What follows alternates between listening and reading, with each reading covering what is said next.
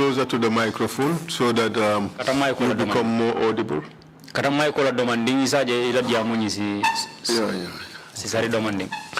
Thank you very much. Mr. Ba, today I wish to talk to you about the following issues. First, we would wish to discuss your background information.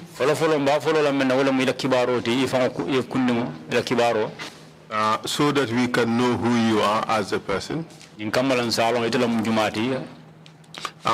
would discuss the demonstration that you were to attend near the American Embassy in 1995. American Embassy 1995 and what happened while you were at the vicinity of the American Embassy.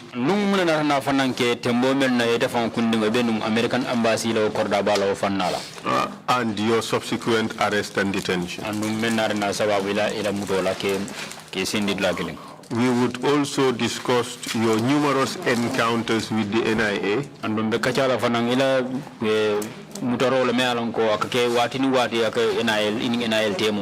And some of the things that happened while you were in detention during these different periods.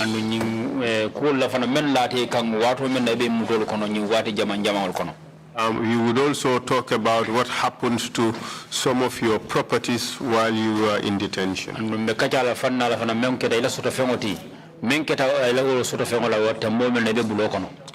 Are you ready to testify about these things? Yes. What are your full names? My name is Omar Ba. When were you born? 1955. I was born in 1955. Do you know the date? No? No, I don't know the date. In your statement, it is stated 13 August 1957. What is the correct date of birth? August 1957.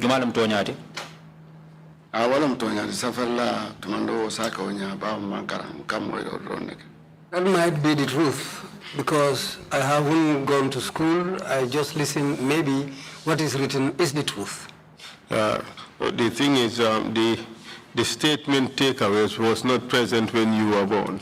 You have to tell us what is the date. The date you provide is the date that we'd have to go by. That's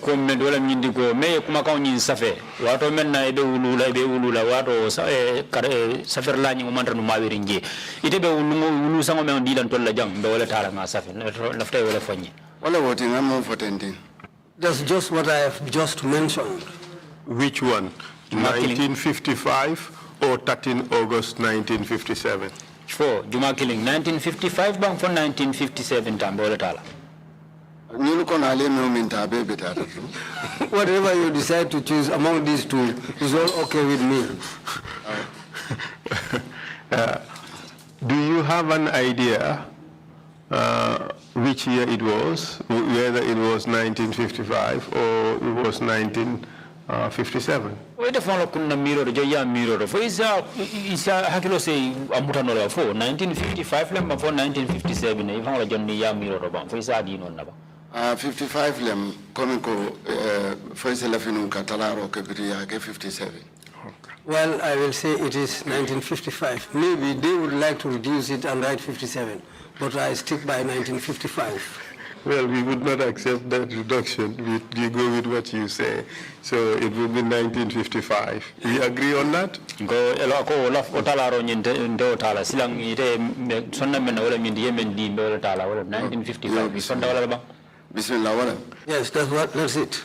Thank you. Where were you born? Kombo Faraba. I was born in Kombo Faraba. Would that be Faraba Banta? Faraba Banta. Yes, that's Faraba Banta. That's right. Do you have a family? Yes. You have wives and children. Are they? Yes. How many? Jelu. I have 2 wives at home. And children. And children, a family. In your statement here, we have it as 4 wives and 22 children. What is the correct thing?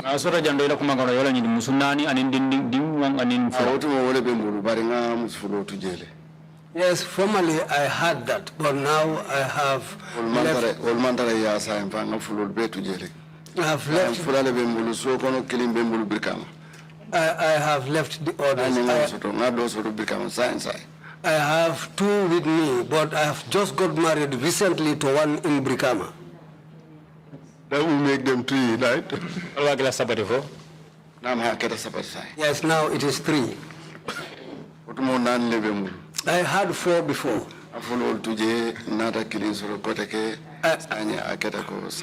I left the 2. I was left with the other 2, but now recently I got married again. So now the 2 are with me in Faraba and one is at Brikama.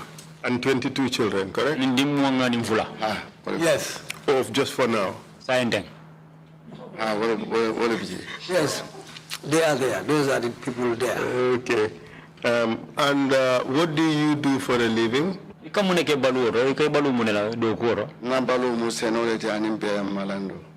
a farmer and also a ruminant rearer. I rear ruminants like goats and so on. Okay, capital herder, right? Means the kandar lavo. No, right now I am not doing any of those things. Okay, so this is the job you used to do previously.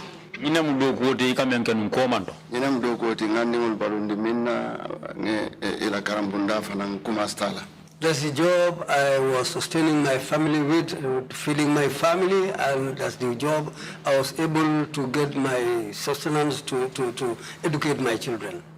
Good, thank you, sir. So could you tell us what happened close to the end of the year in 1995? 1995 la bangwato kono muneketa around the US embassy. American embassy la ambassador la Kairaba la mavanga min kata wala nyindi ko ngam fam parendil num pour ka fraje kata kan ni ko ya itandi anina kole akulu. What happened was that we prepared to go out and go to the ambassador and show him our displeasure and other difficulties we were facing.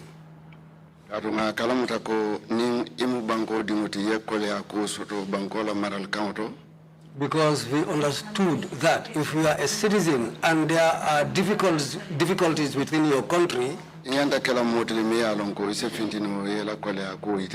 should be somebody who can go out and demonstrate to show your displeasure. And at that time, it was very scary for one to go out and face the government to show your difficulties.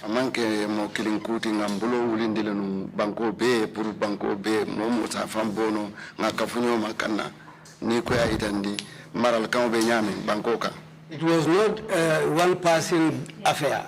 What we tried to do was to be able to mobilize the whole country so that we will come out and show our unhappiness about what was going on in the country. What was the problem at the time that you were unhappy about? You said it's the way the government was being run. Could you pinpoint particular problems? dati numbango kanjamea sabu fo miro na talsondo mokono ya fo ko jang wala manza kundanyi maralobe nu nyameng adabe okono sila okono fo isikul dol nyinye kesi tombonje ba ya itandi mola nyinni ne bakeri ni wala adabe okono balondiro kolata bake balola kul be bota inyama be nu nyameng. Part of it was that living was very, very hard and difficult. Things have completely changed. And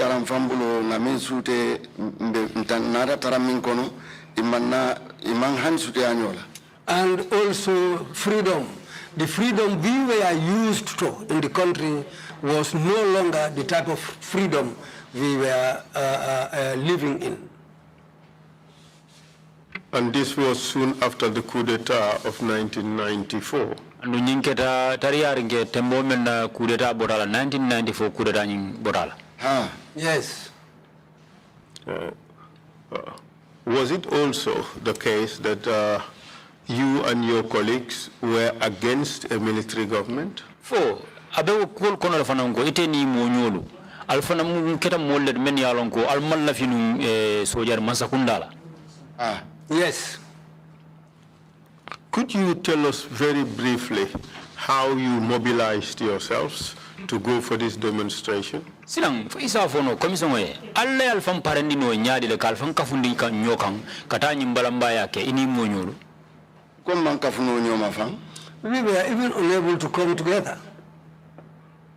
What I am referring to, sir, is how did you come to personally know that there was going to be a demonstration, and how did you come to be involved? Ko alafta kamello wala nyinti ko ite fan kunno yalo no nyaadi le ko balamba yala be lafta kake so ali alfan kafundi nyo kan nyaadi de man fan kafundi nyoma bari pour ka akata ka fombani ka kamoto ka to fulo le mkomi ka alkono to dia ni wote mbe fula kamoto fula. Well, we were unable to come together at all. But just to able to express myself, I am a Fula. Yes, formally I wanted to talk in Fula, but to be able to show exactly what I want, this is why I chose to speak in Mandinka. Mr. Ba, feel free to choose whatever language you want to speak in. The Commission would use its resources to make sure that what you say is interpreted in the relevant languages. Mr. Feel free to choose whatever language you want to speak in. Mr. Ba, if I'm sort of wrong, kawo kandiate yediamo kangola. Commission be katakul be fere lale. Isoro bulo e fo fe sort of eba fere lale. Puru yediam kawo kanna ye kanguni ya kanna so. Mbatu nga fo mani kangola rong. Abeta lale mba fo no la wala de. Yes. Uruta mani ngadu. Yes, let me just continue to talk in Mandinka because I was born among the Mandinkas and that's I can do it very well in Mandinka. I think your Mandinkas is very perfect, so proceed, please. Akwa jikita nyine na Mandinka kangonde abe seneyare na abe bereare nesi tenten no jere ron. Wala ma ay minyininka wala kibaro nyimfutata nyoma nyadile. Yes, what we questioned about is how did I get the news about the demonstration? There is a proverb in Mandinka which says that news doesn't borrow or doesn't take a boat to cross the river, but it always crosses the river. It flies, huh?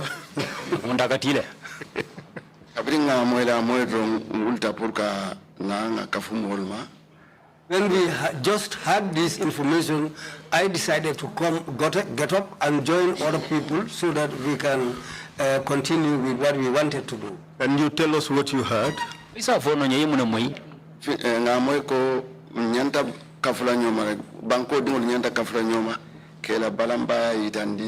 American Embassy. Fotumando la demaro nila kumakam satina no nyimman sakunda mimu yaja mimman sakunda ta kana tenteng. What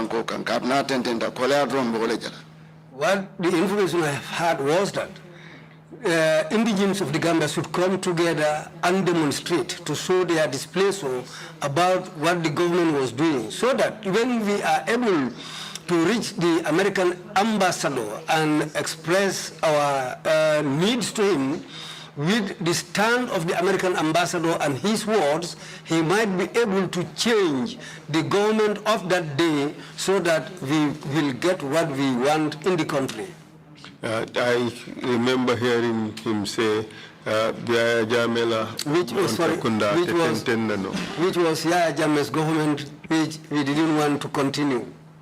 Thank you very much. And were you convinced by this message enough to want to participate in that process?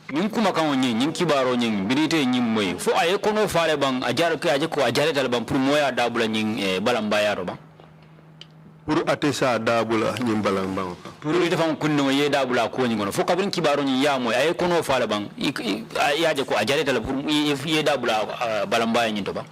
Ha. Yes. And were you the only person who came from Faraba to join the demonstration? Ite damala kita moti bang membota Faraba kana kafu nyimbalamba ya mol kono bang.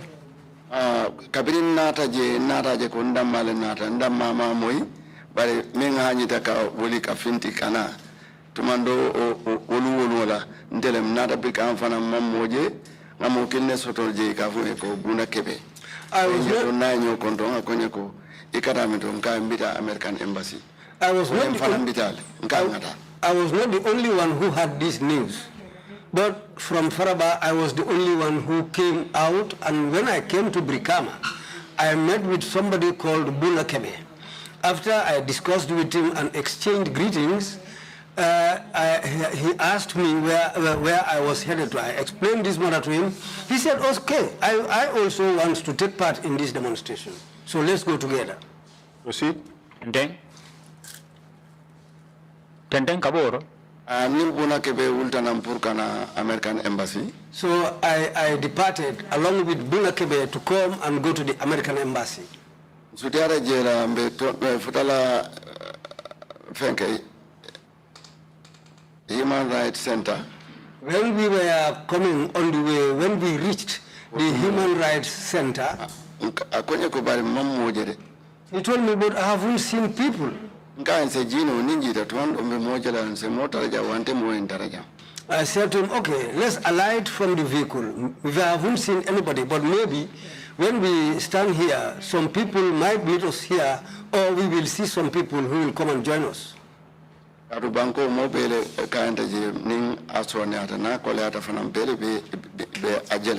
Because in the country, if there is ease, well, we will all enjoy it. But if there are difficulties, then we will all have to face that difficulty. Well,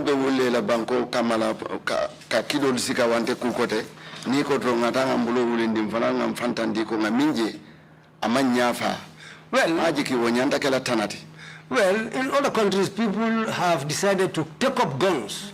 But, well, in the country here, if we are also ready to just raise up our hands to explain what we want, I don't think that there's anything wrong in that. I think we can do that. We have that right. And do you recall which street you went to? You said when you arrived at the Human Rights Center and then you had this conversation, which street did you go to? Yala na bangale mbeda jumaleta katu iko alnada fo center Human Rights Center allo je fo hakilo sa mutano alnada fo mbedi jumalto nada nen Kairaba Avenue. So we took the Kairaba Avenue. Abin jita jedron nka American Embassy wali. When we dropped at the Kairaba Avenue and we started walking towards the American Embassy, then we met with one person called Musa Kinte. If I can remember, well, that's his name. If I see him also, I will recognize him. He asked me, well, have you come? I said yes. American Embassy. I thought that he was one of the people who will join us to go to the American Embassy to raise up our hand and explain our need and whatever we want. I said to him, yes, we have come. That coincided with the arrival of a vehicle. He said, okay, board this vehicle so that we can go. Did you ask him why?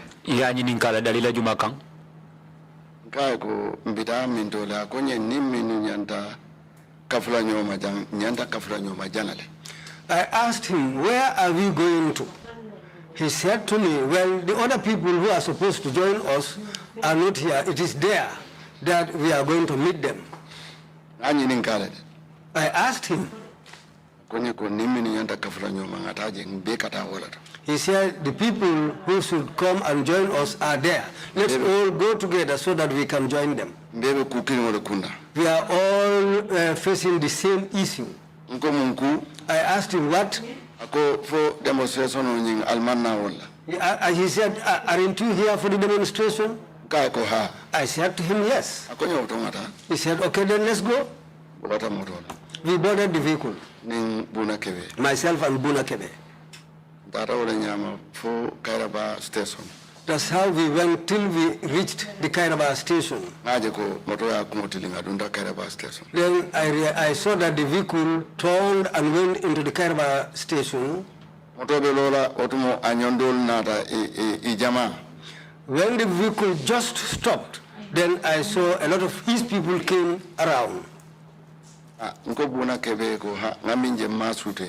said to Buna Kebe, well, what I have seen here is not something that I like. But let's not run. Let's just stay calm. That's how we walked. We are right into the station. This Musa Kinte led us until we arrived at the station itself. Do you know whether Musa Kinte, what work Musa Kinte was doing at the time?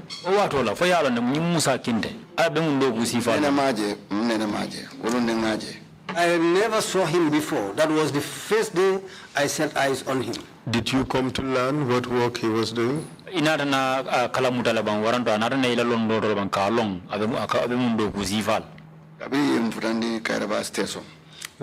we reached the Kairaba station,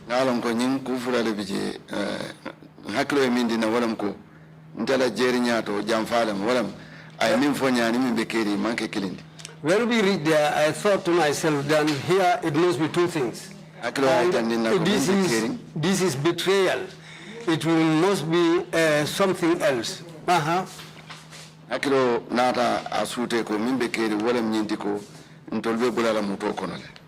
What I realized was that we are going to be under these people's custody.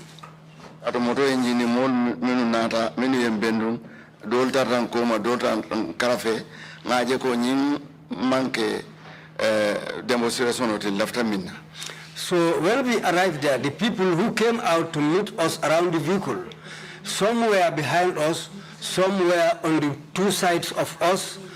So I realized that, well, these people are not part of a demonstration. Whose work do you believe Musa Kinte was doing at the time?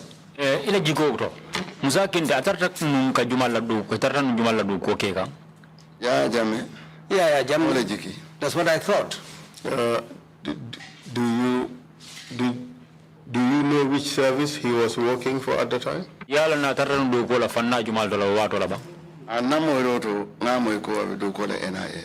Well, after what I heard was that he was working for the NIA. Under detention. But by that time, we were already under detention. But initially, I didn't know. Okay, so when you arrived at Kairaba station, some people came out, surrounded you, and you were walked into the station. Tell us what happened after that. Silang bring alfata police station or Kairaba police station or Moroya Kumulo Adunta police station or Alora, Molna Raimoto Kuria Beng, El Gita, Yal Tenten Kalsamba police station on Yinkono. Silang Kabo or Munatanake. I was the first person they started questioning. They asked me, where are you from? I said to them, I am from Faraba. They asked my friend, Buna Kebe. He also told them that he is from Brikama. We found other people there, but I didn't know them before.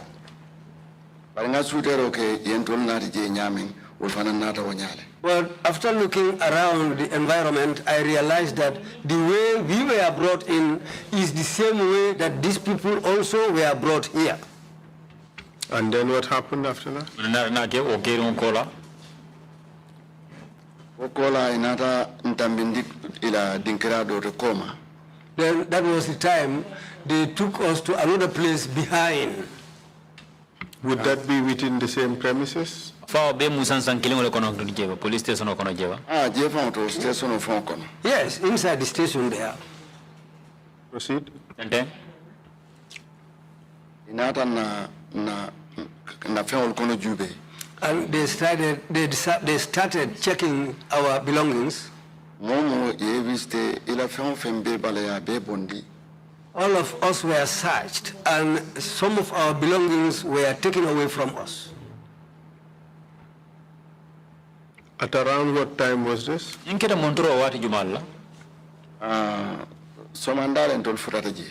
arrived there in the morning. But I cannot remember now the exact time it was. And for how long did you remain at the Kairaba station? It at the Morocco no Kairaba police station or for what you?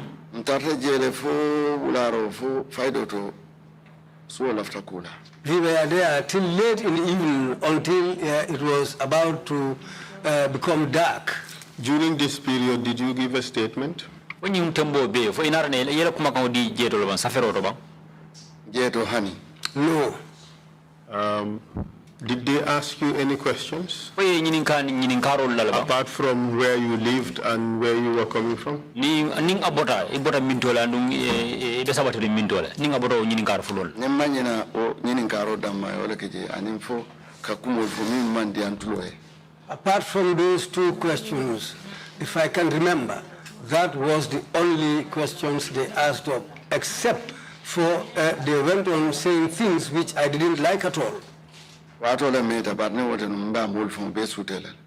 has been a long time now, but I could have remembered all their faces.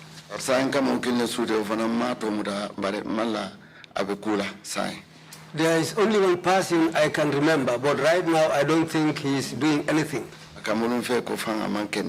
It looks to me like that he is not even well. Who would that person be?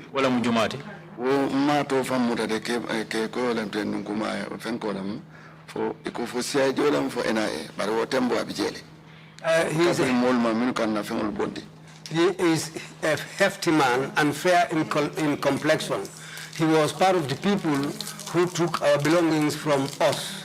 But now it looks like that. It looks like he is not quite well. So on that day, did they tell you the reasons why you were brought to Kairaba station? Fo ya fali ya fo enne bandalilo me ya sabu yesamba Kairaba police station roba ulungola. Ha ngawla fono nko.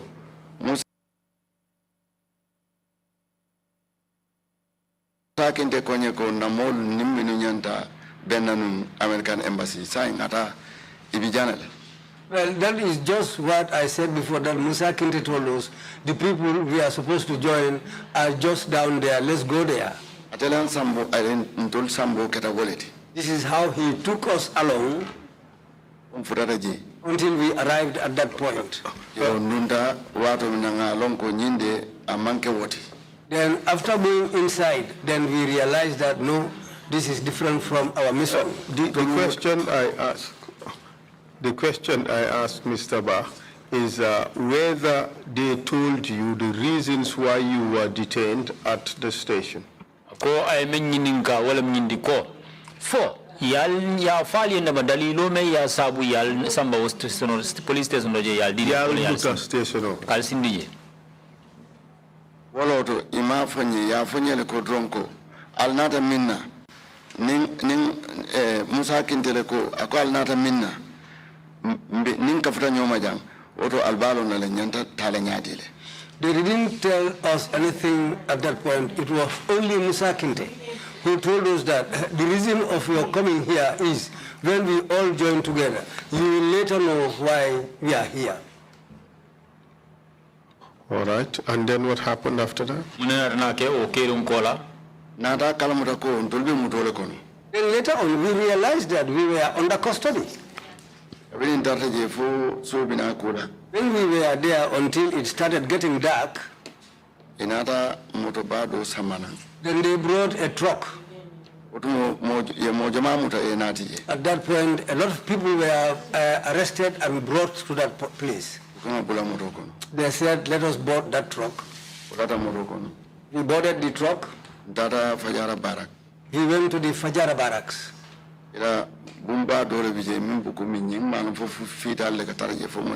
There was a hall which just looked like this place. I don't know whether it was where the mechanics used to work. Because the way that house was so dirty, nobody can tell anybody. Any type of filth you can think about is in that room. That's where they took us. We all alighted from the vehicle. They said to us, now we are going to stay here until the time we are ready with you people. Up to this stage, did they inform you about the reasons for your arrest?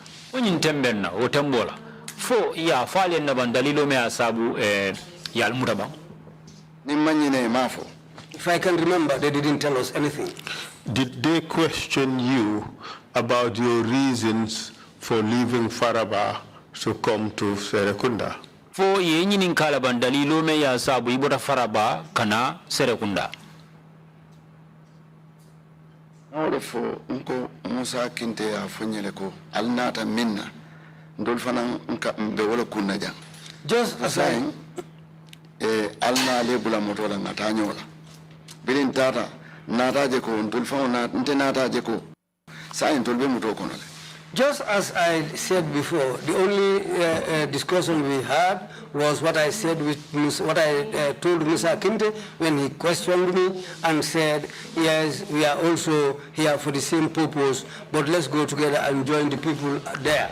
Apart from that, they didn't tell us anything. In your statement, it is recorded that at the Kairaba station, you were accused of staging a demonstration which you denied. And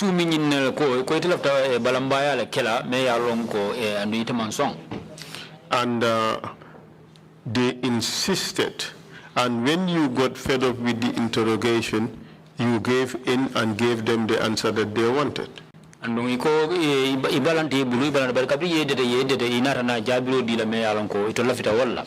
Did that happen or did it not happen? No, that's not true. Okay.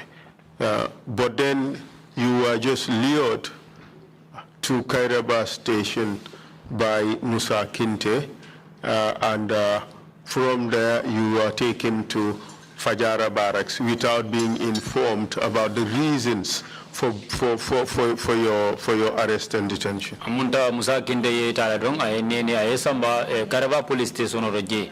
Kairaba police station narne bondi je ye samba Fajara barracks to je ye sindi je. Andu ma dalilo mo fo dalilo me asabu ye samba je ke sindi je. Yes. So tell us what happened at Fajara barracks. Silang Fajara barracks menkereje afonyamba. Only hardship. Give us the details of what happened at Kairaba Avenue. How many of you were detained at Fajara barracks? Excuse me. Yaltol mo jellel sindi muta ke sindi Fajara barracks oro. Siata bag nimanyina nsemotana nimfensi. We were plenty. If I can remember, we were more than 40 people. Do you remember any names? Please tell us. Now, Senfai was part of us. Landing camera BJ. And landing camera was also there. Lamin Kanaji BJ. Lamin Kanaji was there. Raji Morikeba Sedikan BJ. Alhaji Morikeba Sedikan was also there. May Allah have mercy on their souls. All of them has passed away. Bunakebe Nimin Tatanyola. Bunakebe, the man who went with me. May Allah have mercy on him. He also passed away. Mfansu Jawara bijele. Mfansu Jawara was there. May Allah have mercy on him. He also passed away. Ismaila Jawara bijele. Ismaila Jawara was there.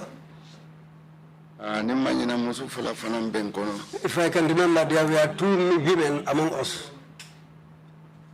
Mama Jawara. One of them is called Mama Jawara. Another one called Kosotelo. And Sarani Jata. And Sarani Jata. And Mamadou Sediwan. And Mamadou Sediwan. And Ibrahim Sonko. And Ibrahim Sonko. There was an elderly man, we called him Fa Nyafu. I don't know his real name. Any politicians amongst them? Many other people.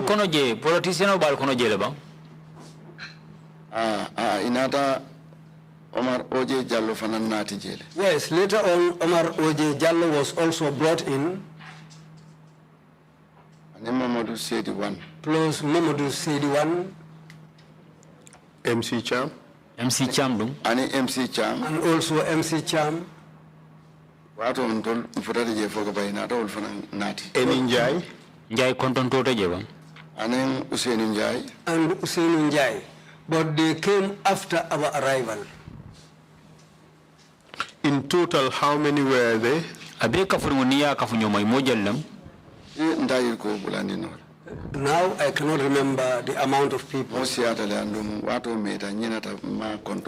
Well, there were many of us there, and it has been a long time now. I cannot remember the amount.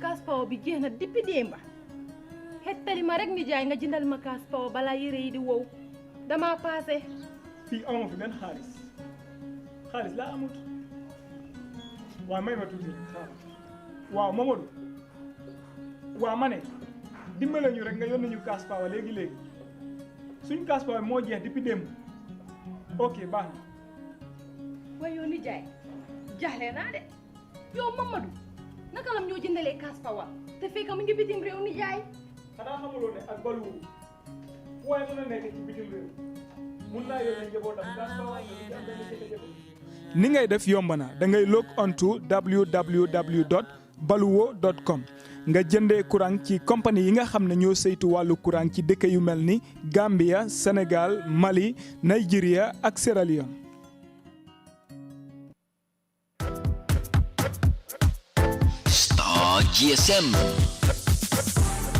Star GSM fele promotion bana fena molye minul be mararing tanko bundala Gambia banko kanjang minu buko policeol armed forceol immigration customs ani lanjurtol datalar bala keta smartphone minka sannu wini woro sang wini woro doma isa soto minka sannu wini woro sang wini lul minka sannu wini lul sang wini nani manda smartphone doma simple phone fanan minul ka sannu kemelula sang kemenani talulu milbe kemenani talulu sang keme sabatalulu ning original techno simple phone minu ka sannu keme konontola sang keme woro isa soto mobile ambulance keme woro doma Star GSM e tableto soto le pro dinnol wuli kilin keme sey doma isa soto nin tableto mil ka sim karota wili fula keme saba isa soto heddi universal remote phone flat screen mini yalan ko la receiver bil kono 42 wala 43 inches isi soto no $4,999 wala $8,999. Star GSM manda wodo mala. Nganying original face mask sol sotole. Minsal tanka coronavirus sotola. Nga air freshenal fanan sotole puru alla sabati dinkiral. Aning official. Nyim bala muran tulul fanan bijele. Nyim flash kopol kabonali America. Alse muna fangala la official do. Warala sabati dinkiral. Puru jikando wala jisuma. Anda se sambano tilo mume. Nganying designer spray fanan sotaliere. Min zero katara fengo bala fo montoro wati mwani nani. Andi botanam France le anin Dubai. Isina njibe no na bumbato memfele kombosila drive serekunda. OJ Johnson nyati lingola. Wala nanyung kunkilim bitikol memfele talindi marseto anin tabo koto traffic light auto. Isen kumanda 700-2494. Wala 990-1122. Star GSM. Mfananka kato dango kele puru mwe banko samani. There were many of us there and it has been a long time now. I cannot remember the amount. si ñëw bi nga ñëw seet si suma tabax gi kontaan naa ci trop trop. maa gën a kontaan bi ma ñëwee fekk sa tabax bi toll fii waaye nag man kontaanuma ci sama kër gi man. The gun was a very powerful one and it emitted a lot of smoke. pour mu sampal ma suma kër. te ba léegi tabax bi àggut fen te yow nga waxoon ma ne ma bi nga starté samp yàggul léegi nga toll fii foo jaar. li waral loolu nag mooy dama ànd ak waa Baluwo. kon su ma la déggee Baluwo dañuy yëngu ci samp kër tamit. ni ngay def nag yomb na da ngay log on to www.baluwo.com mun ngaa jënd ci ñoom ciment suuf banta weñ ba ci daaj yi nga xam ne di nga ko soxla lépp lu jëm ci wàllu samp rek mun nga koo am ci lu yomba. So, and how did the Fullers react? Silang fulolu keta nyadi. Nata liparo ke mi warta bake fulolu jambaro le tite wolo. Well, they started beating us very seriously. But you know, Fullers are brave people. Atumbore dame mfaraba joralu vije kabunkolu vije. Because the place kasinkolu vije moma haninala. Because the place I came from in Faraba, you have Fullers there. You have Kabunkas there and Kasinkas, but none of them dared to come. In those days, anybody who has the daring mind to stand in front of Yaya Jammeh to show your displacer, well, that man will be termed as a brave man. Indeed, indeed. And Almamu and his colleagues walked into that shed and started hitting all of you. Munda almamu na la kafo mol munda na kuya onyin koto ikumasa de ka liparoke mol la je. We want to understand a bit more about those beatings. Tell us what you can remember. Lefta ka kulo mo liparo nyindo menkeda je sidang afu fonyo liparo nyindo bang heklo e memma. Liparo sangarta bak. That beating was really very painful. It was really painful and hard.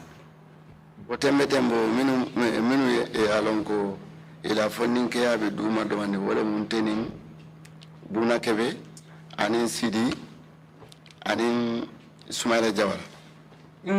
time, the people who were young men amongst the people there were myself, Sidi, and Buna Kebe. Ismaila Jawara. And Ismaila Jawara, sorry. And there was somebody also called Lamin Kanaji. And one also was there from Banjul, but I have forgotten his name now. But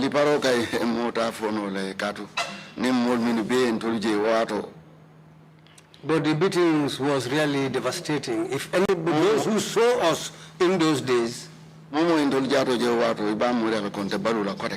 those who saw us in those days will even think that we will not survive those beatings. Tell us the beatings that you personally sustained. Silang ite fang kunno afanya bang ye liparo me ye lipa menna ye mukole akwole so de o liparo nyindo. Ansa mbora kole ko njato be abele problem also. Up to this date, I am still suffering from those beatings because all over my body is paining. If I don't force myself, if I get up and stand, I will not be able to walk even. Tell us about the injuries that you sustained.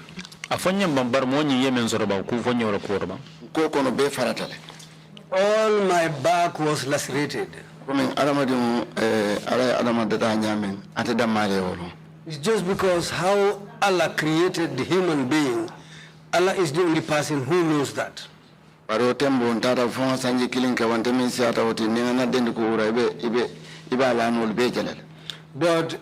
in those days, it went up to 1 year.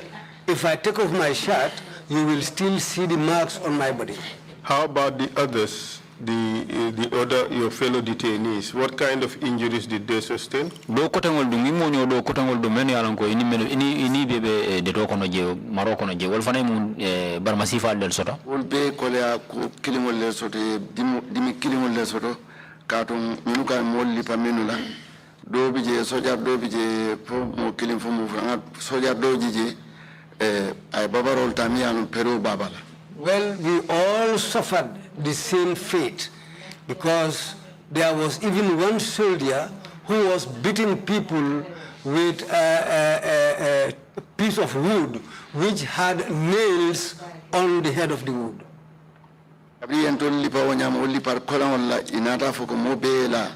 After they beat us seriously, then they told us all to lie down. If not, they will not leave us alone. We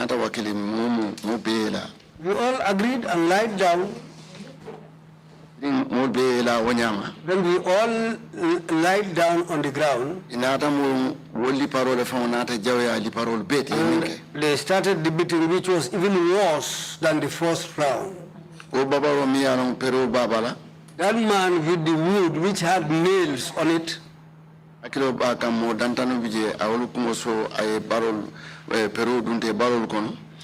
remember there were people whose heads the nails penetrated and their bodies were torn. They were unable to survive. And in fact, some of them even told me personally that they will not survive. Among them was Fansu Jawara. He told me the way this nail penetrated my backbone, I don't think I will survive that. And my head and his head also. What happened to him? His head was split open and blood flew from the head. People who were among us in the detention there, we are all aware. Well,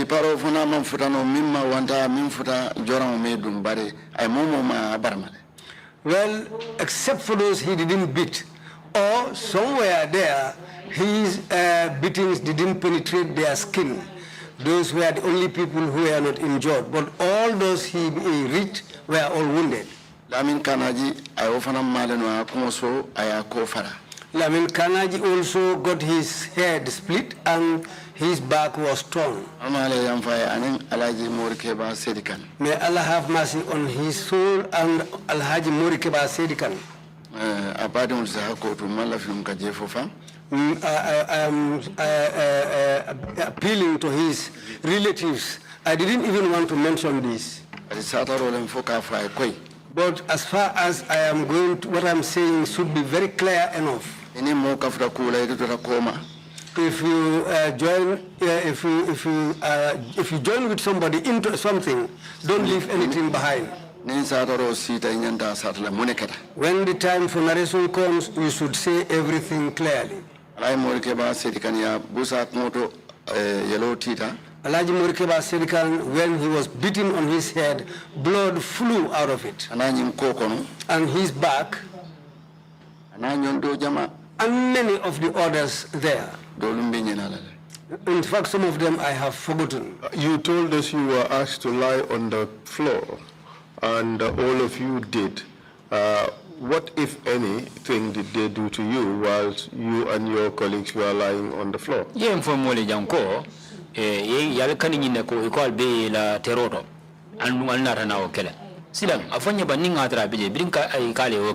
ninga kabira ali okay fo kusoro ndala bay ko ale men ke bang because selemol kan ke don ko kan ke lipa. What they were doing was they will climb on top of the people. They were in fact dancing on the backs of some people and beating them also. La insamara bali ka sele ko kan me mol ko kan ke don mol ko kan ni mamanta ne ko wuli do ye lipa. Well, as they were wearing these big boots, they will just climb on top of people and dance on you. The moment you shake yourself or raise your head, they will beat you seriously. For how long did this continue? Intentenda for what jelu nkuoni Attendenta for what janga dimita back. It took a long time and it was really painful. Dol fam na kalamuta ko kabiri mbule mawuli no. In fact, some of us, as I remember, when they stopped, some of them were even unable to get up by themselves. Were the women spared? so nyindum fo yol tujela bang ma wako wala No, the way they treated those women was unspeakable. They were seriously beaten. The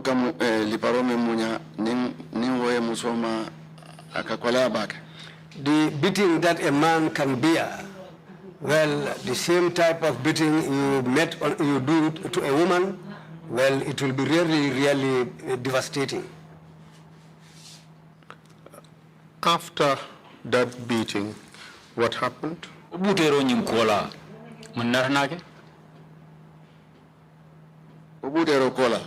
After the beating, just the way we stayed there,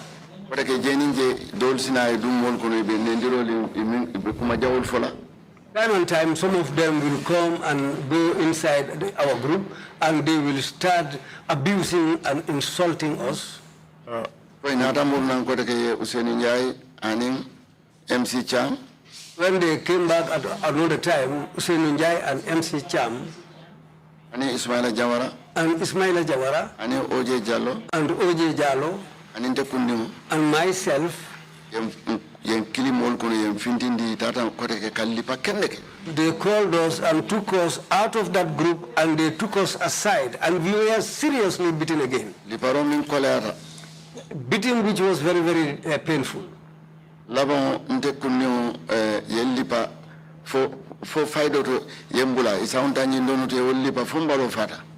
After they treated me like that, the serious beating meted on me, when they transferred to the others, in fact, I felt very sad for some of them. In fact, I nearly forgot about my own problem.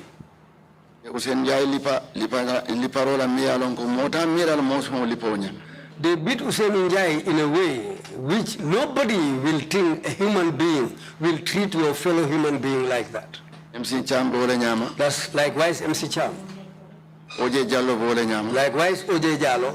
Ismaila Jawara bole nyama. Likewise Ismaila Jawara. Myself, when I was living there, I was unconscious of myself. I cannot even remember those who got hold of me and took me inside. With all these injuries you people sustained, were you given access to medical treatment?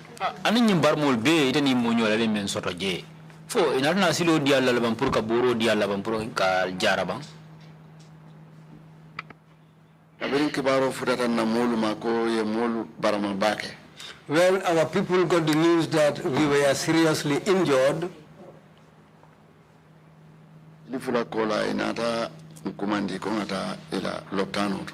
After 2 days, we were called and said that we should go to their hospital. When we reached there, they were applying ink on the bodies of some people. And there was another type of medication, white in color. They will apply that on your skin. Some even said that they were not going there.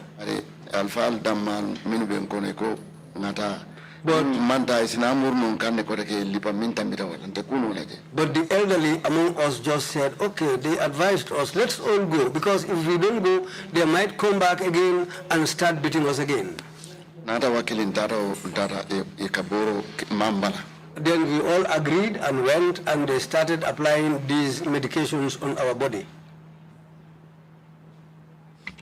The accommodation that you had at the Fajara barracks, can you give us a good description of the place? Were you given any beds?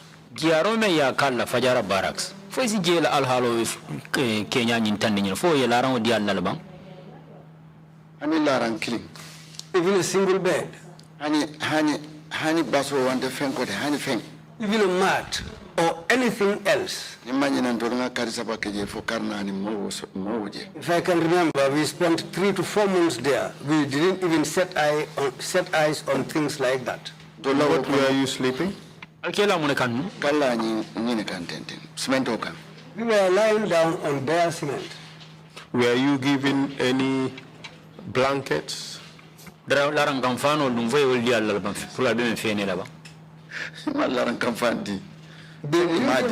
didn't give us anything like blankets. Okono lunkilin drum bije nyenata ntola taro ucho kono je inata usenu dabo fanan samana. So during our stay there, all of a sudden one day they came again and brought in Usainu Dabo. Brana rantelia jeng nte nkontanta nko bawo loyal mtumando anata njubele. Initially, when I saw him, I became happy. I thought that as far as he is a lawyer, he is here to talk to us. Maybe something, he will be able to do something about us.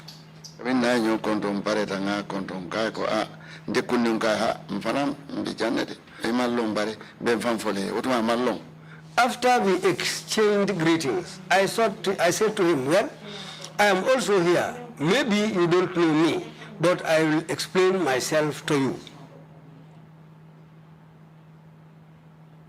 And then? Kola muna nake biri yo faye.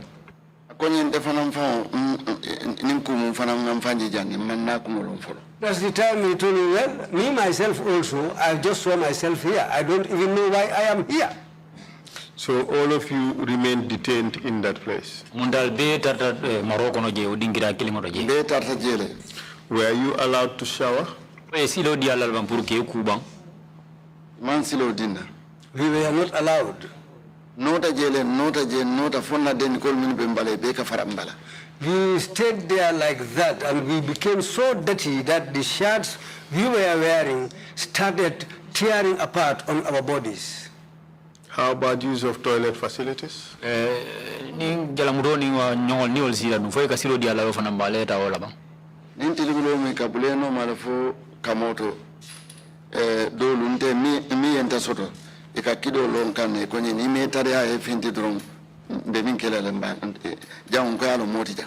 if it is during daytime, they will follow you up to the toilet. And in fact, the man who used to convey me to the toilet, he will even point a gun at me and tell me, if you are not quick enough, you will see what I will do with you. Do you by any chance remember his name?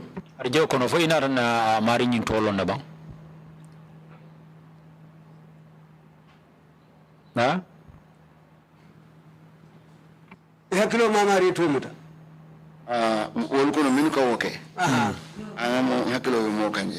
Yes, I can remember one of them. Chinese. Well, whether he's a Kasinka or Kabunka, they call him Chinese. He's a fair-colored soldier. Okay. So for how long were you detained in that place?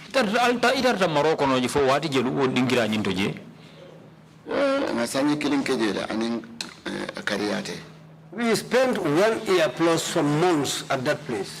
During this period of detention, did they take a statement from you? They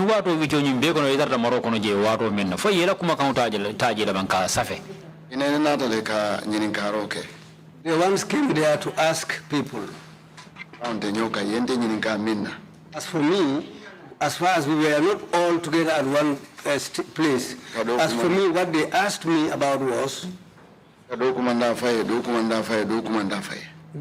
called some of us one by one. What were you asked? And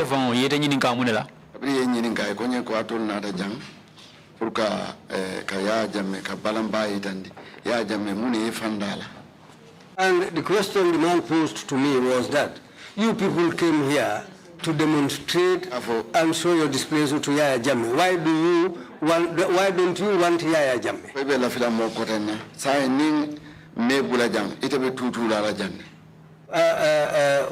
Who else will you want? If we didn't release you here, you will remain here.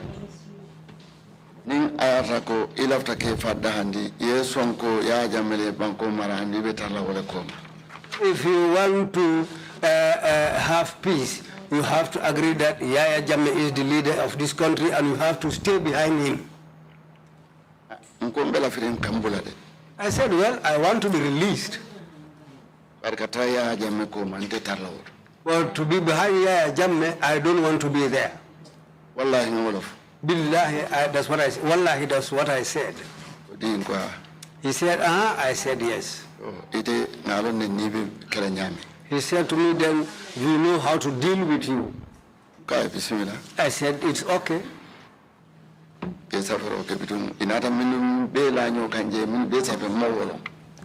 they wrote, but whatever they wrote there and whatever they included in their writings, I don't know that.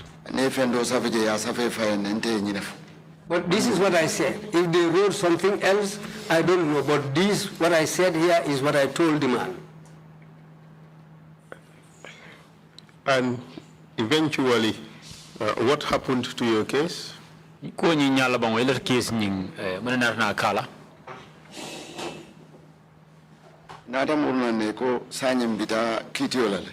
Well, later on, they came back and said, we are going to court. Do you know what you were charged with? Yala ne tumir jumal mun tumir sifa jumal lekang. When we went to the court, they said it was a case of sedition. I haven't gone to school, but if I can remember, that's the word they used. They said, any one of us should, if you can get a lawyer, try and get a lawyer for yourself. I told them, me, I will not have a lawyer because I don't have the means and I cannot take a lawyer for myself. Did you say that to the judge?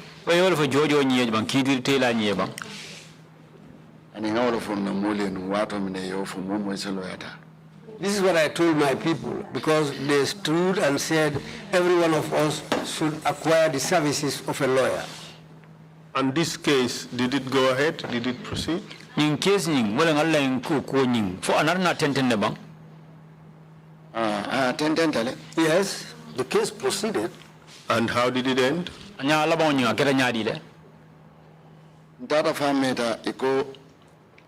Magistrate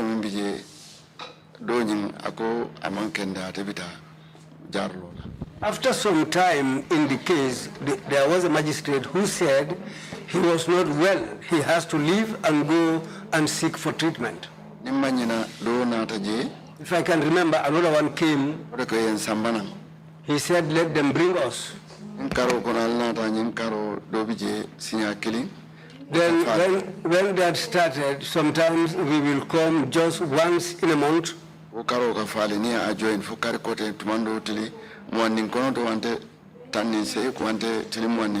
And usually when they adjourn the case, it will be the 20th or the 15th or towards the end of the oncoming month.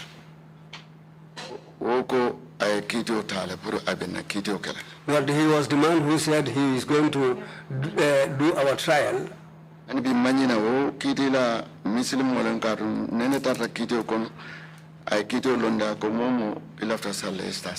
can remember that man is a Muslim, because during our trial one day he stopped the case and said, anybody who wants to pray, you can go out and pray.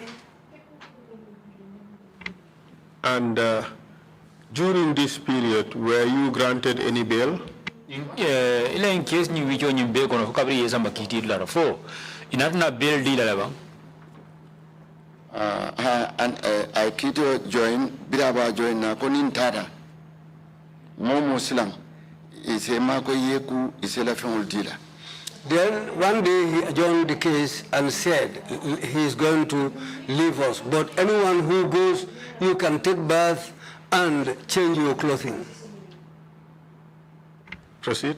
And Donata jikiko tumando nintara kito la ibem bulala lafang. Then we became hopeful that when we return again, we might be released. Because we didn't commit any crime. In fact, what we wanted to do, we were unable to carry out our mission. We were arrested and we were badly treated. When we came back on the day of the adjournment, that was the day they said, if anybody has a relative who can bail you, let them come and bail us.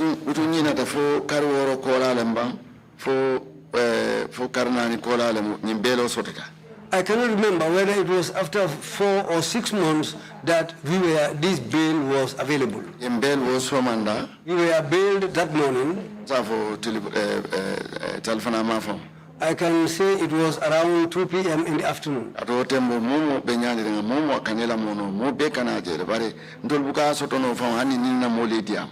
Because all of us have relatives who usually come every time. In fact, everybody was in a hurry to see their relatives who were there.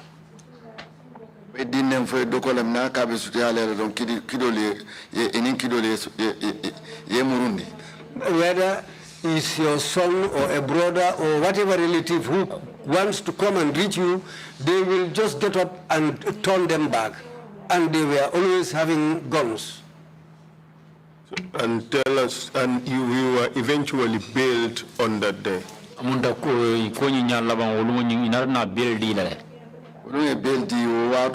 Yes, when they allowed us to bail us, we were all happy, and so everybody departed to go to his or her home.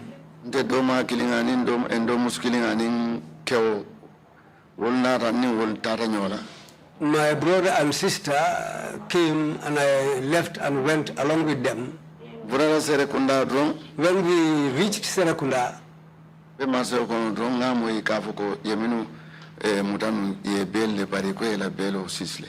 so inside the market at Serakunda, that's where I heard the news saying that those people who were under custody and were bailed today, now their bail has been revoked.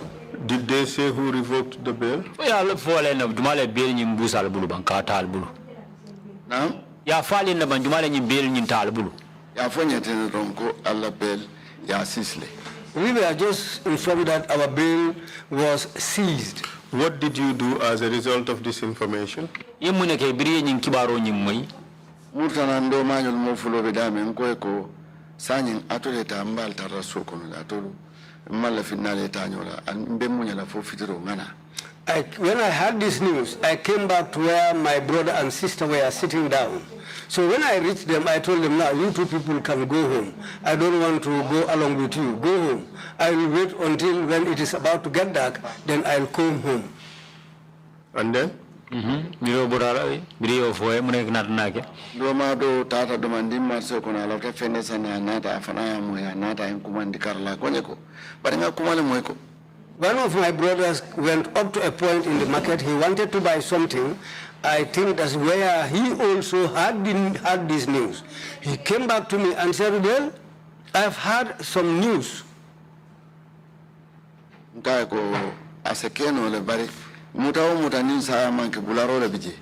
said to him, yes, it's a possibility.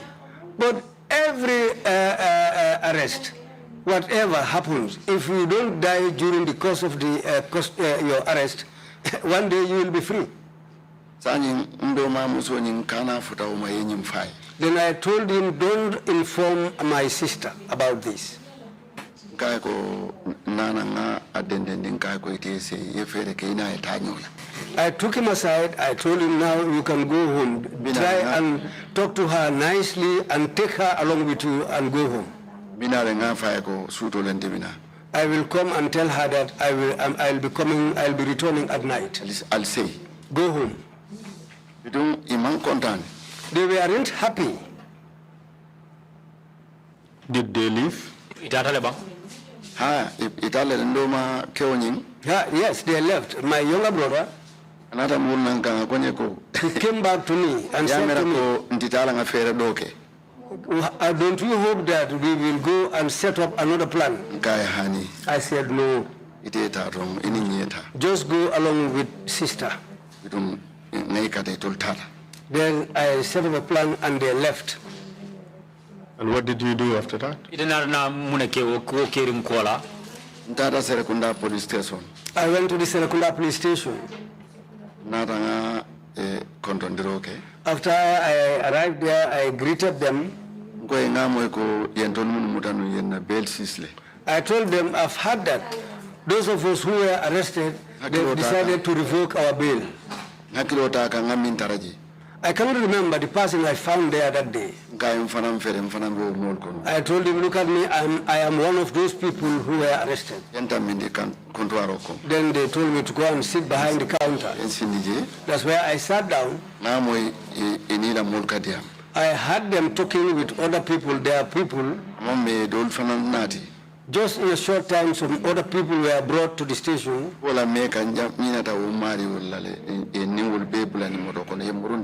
Because it was so long ago that I cannot remember those people, but we were all put on board a vehicle and they returned us.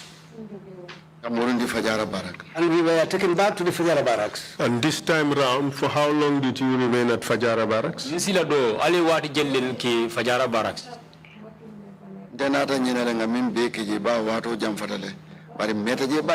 I forgot the amount of time we spent there, but we stayed there for quite a long time.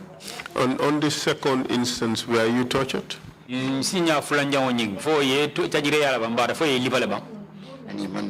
No, they didn't beat us this time.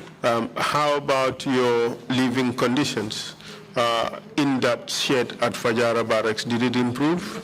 Allah sabati dingirado dingira nyindo je woku yankoro je Fajara barracks jela al halo be nyani le sene ala karola That place is the filthiest among all places I have ever seen. When we were going in there, the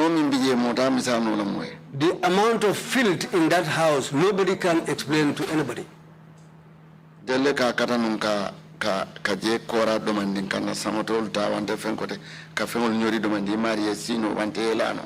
Well, it was us who were brought there that we took our shoes and other things just to push the dirty things and the filth, to push them away so that you can have a small place where to sit down or where to lie down.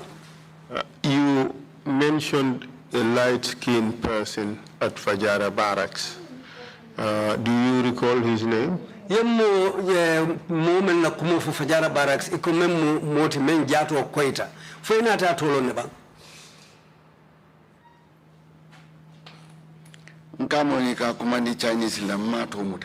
I cannot remember his real name, but the name they used to call him there was Chinese. But he's a soldier who really treated us, he maltreated us there. Does the name Abu Bakar Ba ring a bell to you? For Tome Kafai Abu Bakar Ba, for si Hakino Mamandi Domandi. Abu Bakar Ba only woman killing. Abu Bakar Ba alone. I know Abu Bakar Ba. He's different from this person. This Abu Bakar Ba, you know, did he participate in the tortures that were meted out on you and your colleagues? Abu Bakar Ba men kafoteng. Fafanan tarta mulu kono le menni ya tel tajire ya wolu la kali lipa lumen yo liparo kala. Fafanan be mulu kono le ba. Yes, he in fact is among them, and he also participated very well in the beatings. And that Abu Bakar Ba was also a soldier, correct? And Abubakar Ba fana musoja role tinu fonte. Good. Yes, he was a soldier. So this second instance at Kairaba, at Fajara barracks, how about the eating conditions? Did that improve the food? Allah muta fulanjango Fajara barracks je. Allah balu keta nyadile alikadumuru mensutu fa fisiata le wosilo bang. Okay, alafisa keta nyine titumo minna na mol minu benkono mimu Usenu Njaiti anin Oje Jallo anin MC Cham wala muluka domoro nati domoro jama. What improved the situation for us there was people like Usenu Njai, MC Cham, Oje Jallo, where their people were bringing food to them. A lot of food, in fact. That's what improved our situation there. Because among the soldiers, Gambia is a place where a lot of people know one another. And this Bubakar Ba you mentioned is my younger brother. We are not from the same mother and father. My mother, my biological mother, is from the same family with his biological mother. Just like as how we black people live, if you don't name someone, I will not name the person's name. But what he did there was really, really painful. But as far as he's my younger brother, I was unable to call his name. I just wanted to leave it like that, and I wanted to talk to him, but he didn't even listen to me. Up to this day now, he doesn't even listen to me. Is he still serving in the armed forces? Yes, he's still serving because I still see him in uniform. In view of what he has done, tell us in all honesty, does he deserve to wear the uniform? Tonya barul membeke ayo kul membeke. Tonya fonya de tilenka. So ajare tele bapura na soja uniform adumba. Ngaje uniform kuna mamme. Akofo ajare tele bapura uniform odumba kul menke tele mira loro. Fo ajare tele bapura na masakunda soja uniform odumba. Mansa kundale tobi jang mi yalo ko mansa kundale mansa dunyanta lola molu temale min beketa ya long sanyi ntete ufono la ko manjari nyindunda wanta jarta du ka mansa le seta mansa noto ado mansa mole ta molu lonne min keta fanan abe mole. And well, governments come and go. The government that was here has left, and this government also took over. And they know what happened. They know who did what. So it is left to them to differentiate amongst us who did what and who didn't do what. They know, and it is their responsibility to do what they are supposed to do. Ndeko manyana informo du na sign abe obe fola fonya minyama atejela minke nte mi fo ole bejela. If I stand here now and say that he is not fit to wear the Gambia Army's uniform, how some people will interpret it will be different. What he did, people will not remember that. They will just look at me with eyes, just like what I said, they will take it as something bad. Mr. Ba, did he personally hit you at any point? For atafon kunimo for what is sotonda jele bang for ayetefon libaba. Na for ene wato dole mask ole du.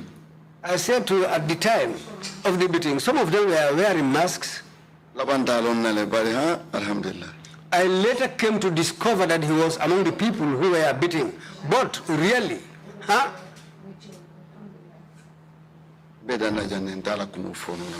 That's where I can stop. I don't even want to talk about him much. But this is the TRRC, you see. This is a place where people tell the truth about what has happened, regardless of, there shouldn't be any fear or favor. There shouldn't be any affection or ill will. Just say it as it is. It doesn't matter whether he's your relative or not. Let's just get the truth about what every one of them has done. mu TRRC leti de to nyala nyinin kan men keta ngaw mbe wala nyinin kan fo ajaw malam fa nyim malam kana sila fo fenna fo ibadi ne man fama ke ibadi da mari ko ku kedon to nya fo do men keta ngaw yo fo lafta to nyala le findinde man sila kula je katu ko banko dingo la mate kontem banko dingo te nyame. I'm not afraid of anything. He's a citizen as I am a citizen of this country. Wala atina min keta wo keta. This is why what happened has happened. Lota nga falindiro ke. We stood and effected changes. Mala finga auto ma barimba auto mala bringa falindiro ke. I didn't want to reach that point, but now I will go into that point. The person we put ahead knows everything that has happened.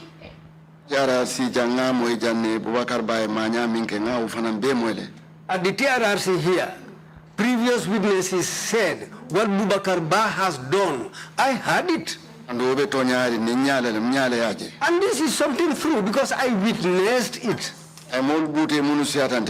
He beat people who were even older than me. He can even beat me more than that. Did he beat you more than that?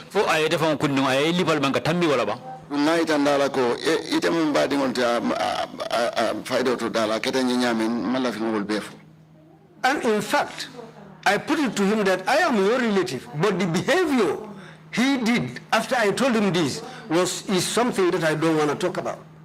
We'll be interested, we would want to know.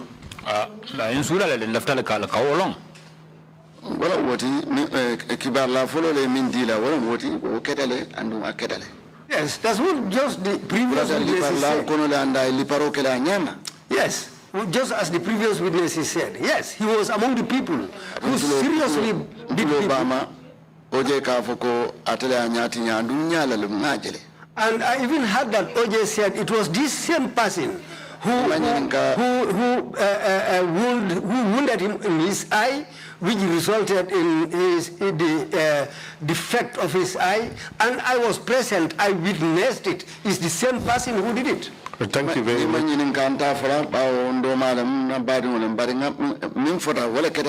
Well, if you hadn't asked me, I wouldn't have said it because he's my relative. But now I want to point it out that he did what he did. He did all what has been said is what he did. Thank you very much. We were talking. Council, if I can just interrupt you to really pursue this point that you are making, it is absolutely important to know whether or not during Jammeh's regime, these atrocities, these tortures that occurred, that somebody would torture his own relative. And I think this might be the first time that I'm hearing that, whether or not two people who are very close would go ahead and torture his own relative. So I think you should answer the question clearly. Did you or did you not, did he or Boubacar Ba, did he or did he not torture you? Jamela mararo wuce okono kuolu menu keta jang tajiri yalu kuolu menu alonko hadama dungu manyan na ikela ka kenyo hadama dungula ngolu ketale adun silang nyimbu Boubacar Ba memba ala kumobe fo kanteng nyimbe ntelube tonya nyini ngolla jang adun lafta lonnele ibadi mu nyaw nyanding mem fota ma wayri wala keta sayin fo ate bulo mata ite fawla le bang fa bulo mamela lafta o dinkira le seneyandila.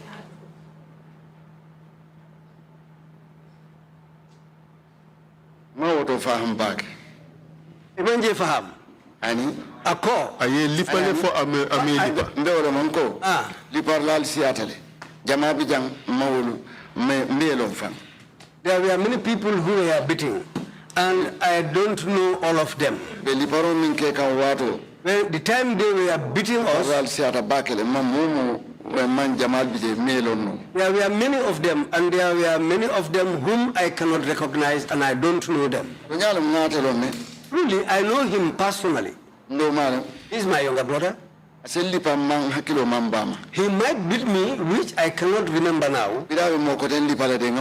When he was beating other people, I saw that. He could have beaten me too.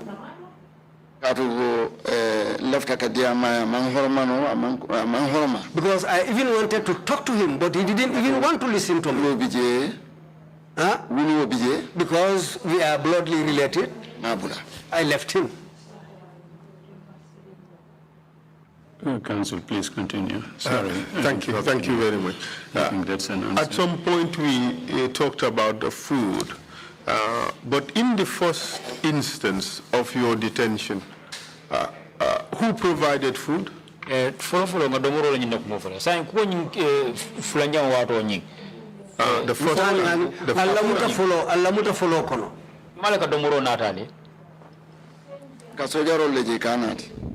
the soldiers were bringing our food.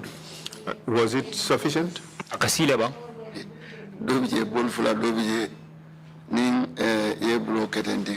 Akata kabunkol ni kasinkole ya fure ni yakete ntom ni ko ba murunde ite fentalaje. Well, sometimes they will bring only 2 basins of food, and when this food arrives, the kasinkas and the kabunkas will eat everything. If you are able to just get 1 handful before you return your hand into the basin, it will be empty. Konko e kukento laje ata kuna kasinkola mafanda wante. The suffering we encountered there from hunger, some people will not be able to survive that hunger.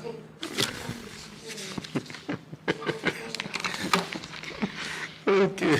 Hakilo bakang dobe nkono jefa ko abe diamu abe afokam do ya kafa ko konko e moda fo fenne katambe. I remember someone was among us. One day he was talking to somebody near him. He said he is so hungry that he is seeing images passing in front of his eyes. Then I said to him, what really, Tony, you are really hungry. What eventually happened about this case? What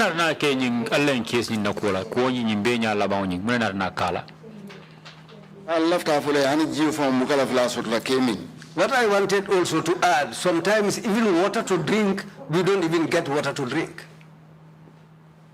Thank you. That's a very important one. And in the end, what happened in this case? When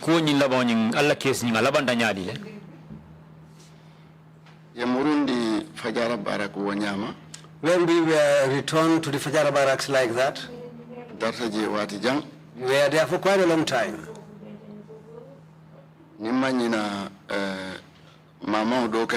If I can remember, there was some disturbances in Farafenye. If I can remember, it was in Farafenye. On that day, well, the soldiers' camp became very hot.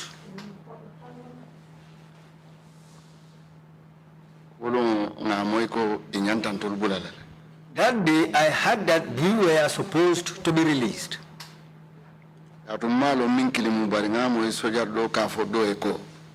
I can't remember which person or who was the person himself, but I heard one soldier telling another soldier that these people we arrested, we should release them now. If we don't release these people, it is a possibility that another power will come out of this country and come and attack us in this country. Before that happens, let's try and release these people.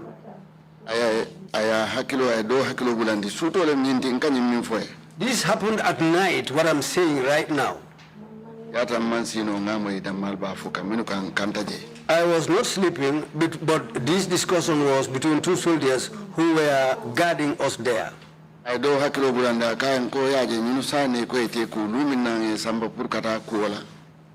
He reminded the other soldier that, you see, these people, now they should go and take bath. You remember the last time they went to take bath?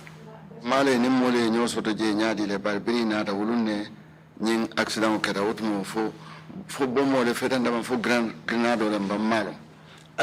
said to him, you remember that day? That was the day, I don't know whom they communicated with, But if you remember, that was the day that something happened. I don't know whether a bomb exploded somewhere or whether it was a grenade which exploded somewhere. Just as I heard them saying, because we were under custody. They said some died and some were seriously injured.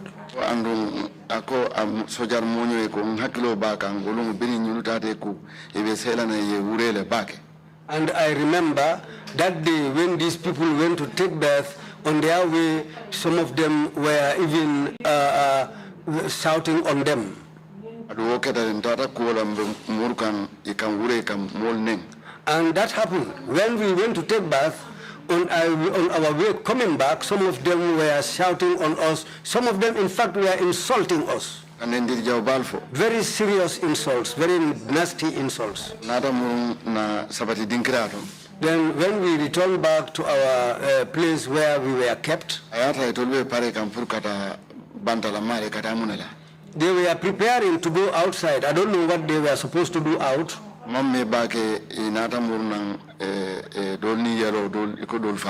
Shortly, they came back. Some were bleeding among them, and they said some of them died. At what stage were you released? Inata mbula asama ulunkilen don naje ko grupo do nata. The following day, just one day, I saw that a group came. And they said we were supposed to be released.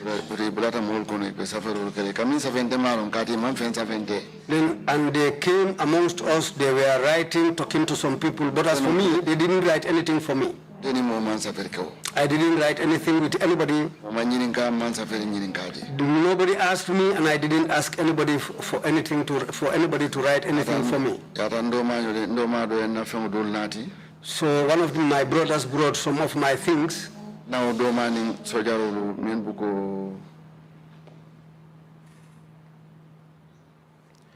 sojaro min fata num America bara bota janne.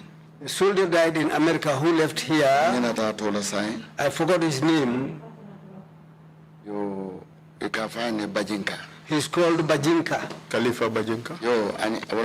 Khalifa, yes, that's the very person.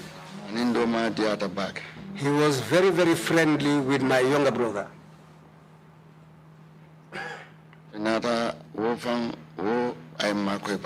Then he really helped us. When my younger brother brings medication for me, he is the person who helps me to lay hands on this medicine. May Allah have mercy on him.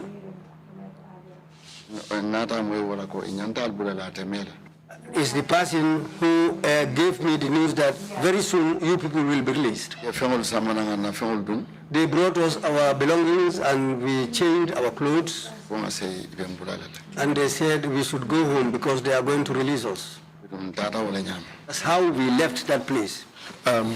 Members of your group, you said a number of them sustained injuries. Do you know whether any of them succumbed to those injuries? Allah mo kono enyum foko liparoni butero ayakendi mo jama baramata barama jawolla foy hakilo samuta menu fata o liparola ko kamma.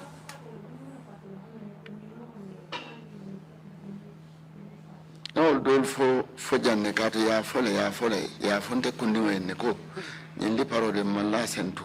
Yes, I named some of them here just some time ago because they themselves personally told me that the way they beat me, I don't think I will survive this beating. You mentioned Mfansu Jawara. Mfansu Jawara. Yes, yeah, Mfansu Jawara Tofo. Yes, Mfansu is among them. Still now, one of them was among us. He's now seriously sick, called Keba Tunkara. I can still remember that he sustained the problem. He got the problem from that. We want your opinion on those you believe died as a result of the severe torture they received while in detention. after fangla kunna mirol la ko ejikita men na wol mol men yalon ko ifata waran ifata andu ila fani sababuta o liparol le men soto mudar waro nyin kon defon concept for that bima ngawo jele. Personally, I never thought that I will be alive by this day. Let's first answer the question, and then we would come to your own situation. Ninkaro nyingo jabi folo nimboro ranzine fangla kunni wala ko walam jabi roti defon fombe kanala ngawo jele bari wo mulu ye baramol mini soto ifon daya fanyele ko mamela ko nyimbendula. Yes, I will come to myself, but I am surprised to be alive by now. But those people, some of them personally told me that they will not survive. Buna Kebe, did he tell you that? Buna Kebe, I have one number. Buna Kebe, I have. Yes, Buna Kebe told me. And what happened to him? He also died. Lamin Kanaji? Lamin Kanaji. No, he didn't. That man didn't tell me. What happened to him? He died. Do you think that the injuries he sustained? And I saw the wound he sustained. He was a hefty man. And how about Usain Njai? Usain Njai. Usain Njai ngatara abulare ngatara la office. After he was released, I found him in his office. He said to me that I want to go and seek treatment because the way I feel my body is very, very hard for me. Do you remember any particular injuries he sustained during your second beating? Allah li pare fulanya woni fo yakilo sa mutano ye ay barmo sifal men soroba no, I cannot remember because Usain is a quiet type of person. He doesn't talk much. But when he was attacked by the soldiers, did you see some of the things they were doing to him? Bare birin sojaro boyta kan fo ye ko do jela bang men ketala ba I was present. They beat him very mercilessly. MC Cham. Myself, Ismaila Jawara, MC Cham, and Usain himself. And OJ Jallo. We were the last people they ended beating, and we were mercilessly beaten. Did he sustain any injuries on the ribs, Usain?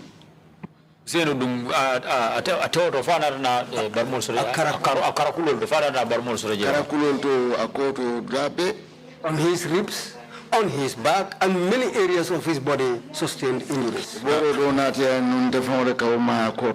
Then, in fact, they brought some sort of a medicine for him.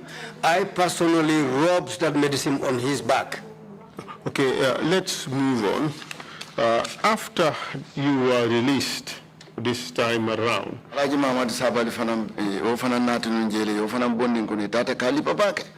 Mamadi Sabali was also brought there. They took him amongst us, they took him aside and mercilessly beat him.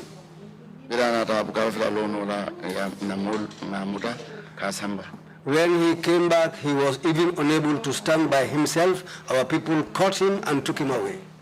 Okay, let's move on from these incidents at Fajara barracks and we make a bit of progress.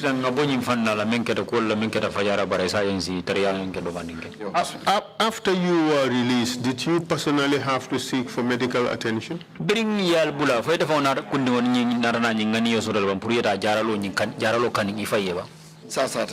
I was sick. Even during my detention, I felt very sick there, and they were all aware of that. They bring medicine for me, then I improved a little bit. After I was released, this same problem attacked me again. There was a time when I got a swelling on my body, which was very big. Then I showed this to some of my people. My younger brother told me to go to the hospital. But at that time, the news I was hearing at the hospital, I was scared to go there. What news was that? Wala mung kibar sifati kami amoy no. Amoy ko nintol data loptan ni melo unte kende ala kado isempen kuno fena mimbe mfala. Well, I heard that people like us, if you go to the hospital, you will not be healed. In fact, they might inject you with something that will kill you. Nata bojantata Senegal. Then I left here and went to Senegal so that I can get treatment there. I suffered there seriously and I was unable to get treatment there. They gave me time, but it was a very long time. I came back. Then it attacked me. Sometimes if this problem attacks me, I sometimes become unconscious. I don't know what is, I don't even know my environment. All my family members will become confused. They will come and stand over me, some will be fanning me. If I got a little bit better, I will just try and stay around. I left here and went to Ziguinchor. I had a friend there whom I knew. Before going there, I called him and told him. He said to me, come. Then I went there after him. He said to me, I will try and seek an appointment for you. He didn't fail. He tried and got an appointment for me. He told me, then go back and come back at so-and-so time. When coming, let it coincide with a day like Sunday. If you come, you will spend the night here. The following morning, we go to the hospital. But he is somebody who was holding a high position. And a lot of people know him there. This is why when I was attacked by this problem, I told my family to call him so that he can help me. When they helped me and I got him on the phone, he told me, whatever is the situation, try and come. If you can have somebody to bring you here, come along. Well, with the help of Allah, before the evening time, it improved. I became a little bit better. I called him and asked him, now let me come which day. You eventually got to a hospital in Ziguinchor and you had an operation, correct?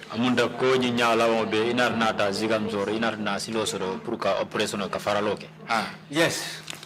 Were you able to see what was removed from your body during that operation?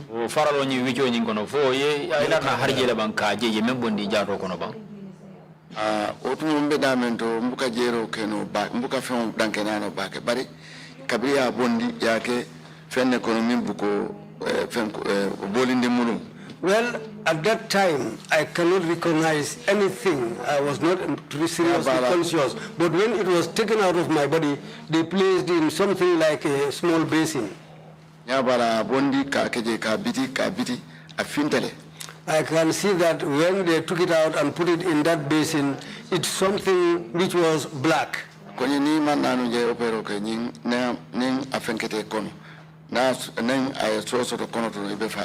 They told me if you didn't come here for this thing to be removed from your body, if it punctures inside your skin, then you would have died. Do you know how you came to sustain that kind of problem?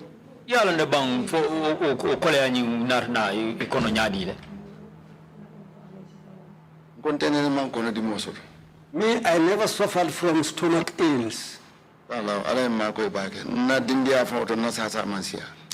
Allah really helped me. Even during my childhood days, I really got sick. It was just after my detention that I realized that I got this problem. And would you want to believe that the detention and the tortures were responsible? amunda ilafta lala nyinna la ko dalilo membe sababu ila kura sa kura wala nyinna wala mindi ko yesi ndi dula kilim menna ni ka bute roma fanankela wala sababu da nyi sasa yeah, that's what I thought. Initially, I was afraid to say it. Because if I talk about it, they might take me back again. In fact, initially, when people ask me, were you all people beaten? I will say, no, they didn't beat us. But you are taken again, weren't you? Yes, I was taken back again. Could you tell us about that?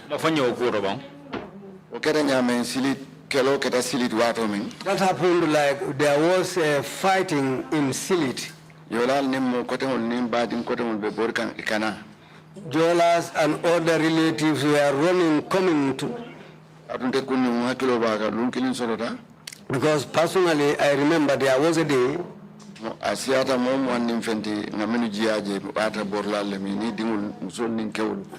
There were more than 20 people who came, women and their children, who were among the group who came running. We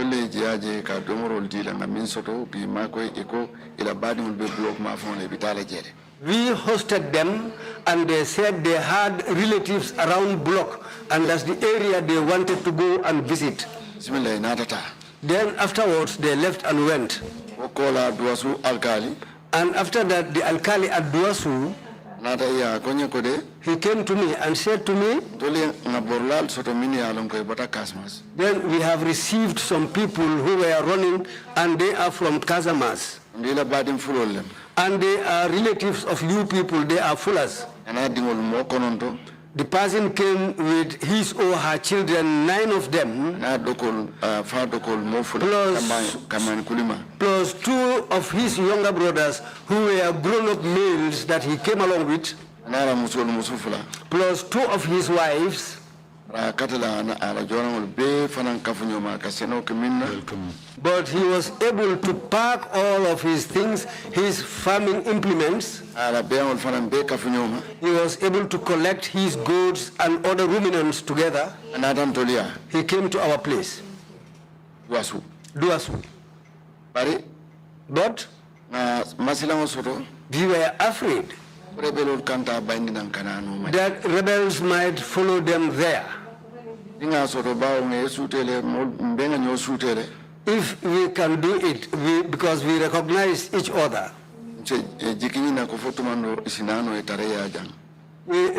maybe they might come and stay with you here.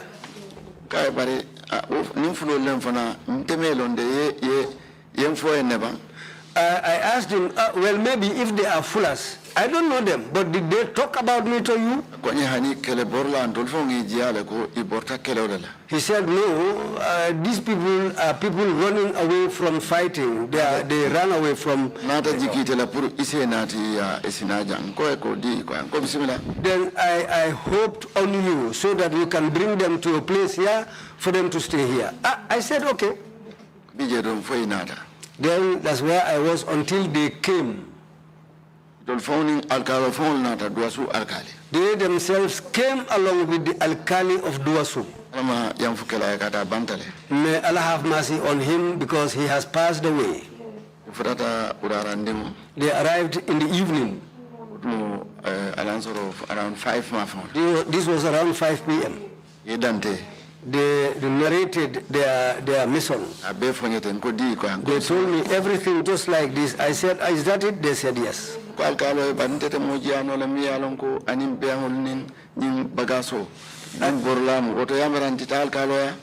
said to the alkali, but I cannot host somebody with all these implements, goods, and other ruminants.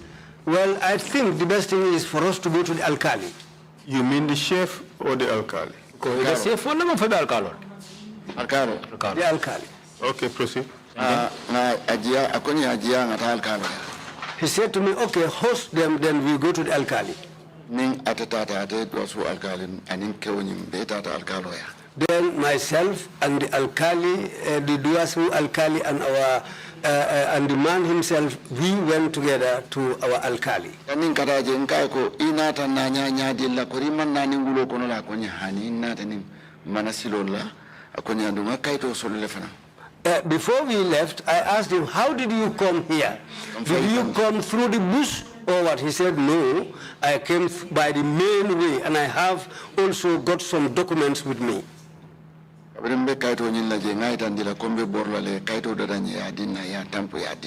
I left, I told them I am going to leave this vicinity. If you can prepare any document for me, please make that document for me. Those are the documents they prepared for me, and I came with those documents. Here they are.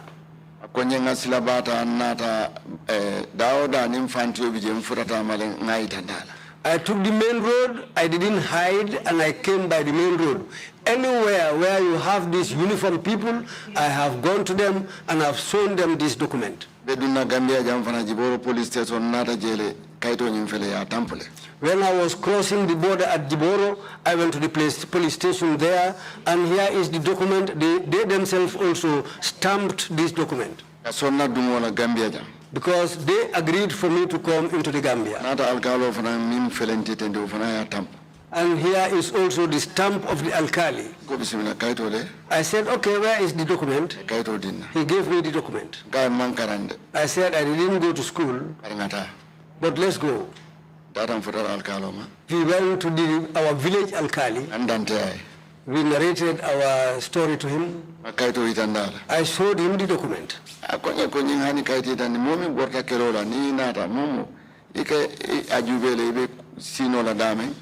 He told me, in fact, it is not necessary to produce a document like this, but somebody who ran away from a fighting or a war, well, let's look for a place where to host him. I said, the reason why I came to you to show you is for tomorrow. Anybody should be prepared for tomorrow. And I said to him, I will not stop at you here, I will go to the chief also. He said, no need for you to go to the chief. It's enough to stop here. I said, is that so? He said, yes. Because he said, you are somebody that many people know. Then I went to the chief. Despite that, at that time, June Conte was the chief.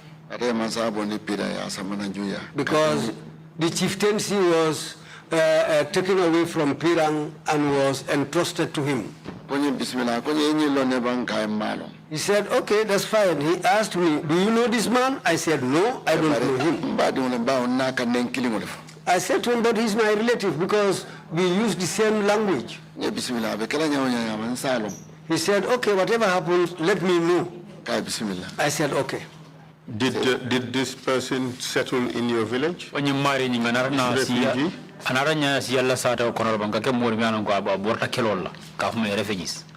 Yes.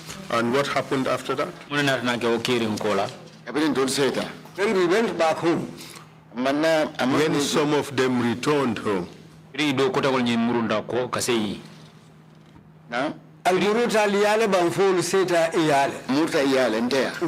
back to my home. The chief advised me, whatever happens there, let me know. I said, okay. We went to my home. We were all there. We were there for a few days.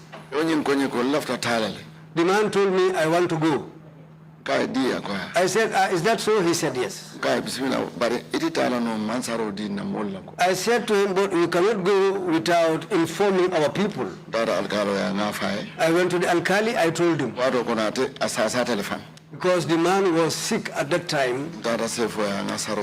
I went to the chief and explained to him also.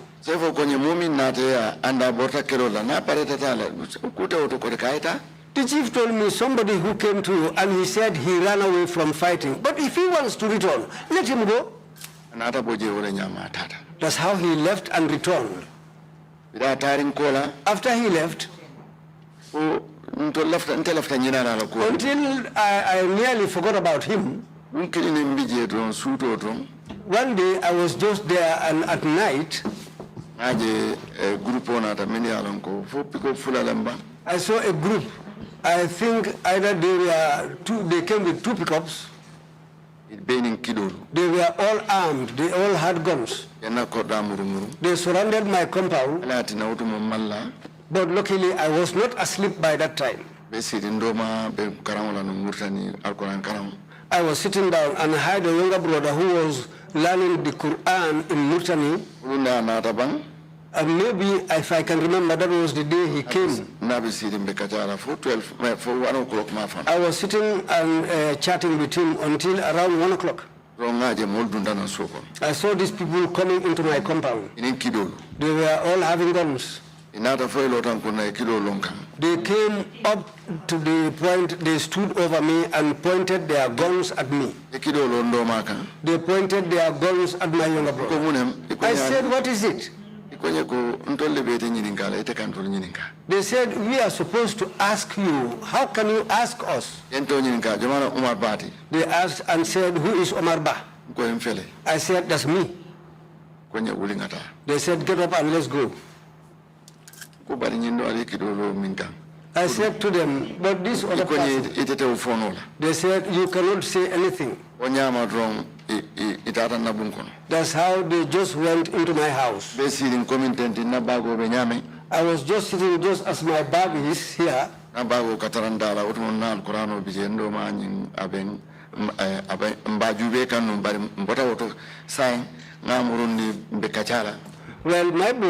I had my bag, but when I was chatting with my brother, we looked at it. Plus many things which were also with me there. They took it up. I said to him, but don't take my bag. And they came after me and tied up my hands. They tied my two hands together. They started beating me. Then the family got up. When the family got up, they were all panicked. Because my children, these ones here, they were all small at the time.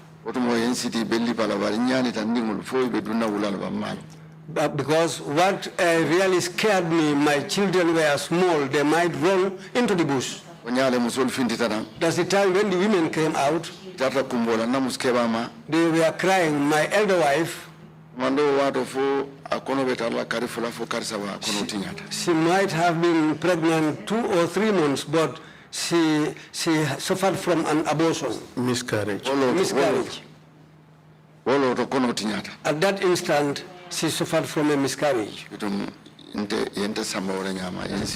That's how they took me away, tied up. Did they search your house? They went in my house and searched everywhere. Did they take anything with them? With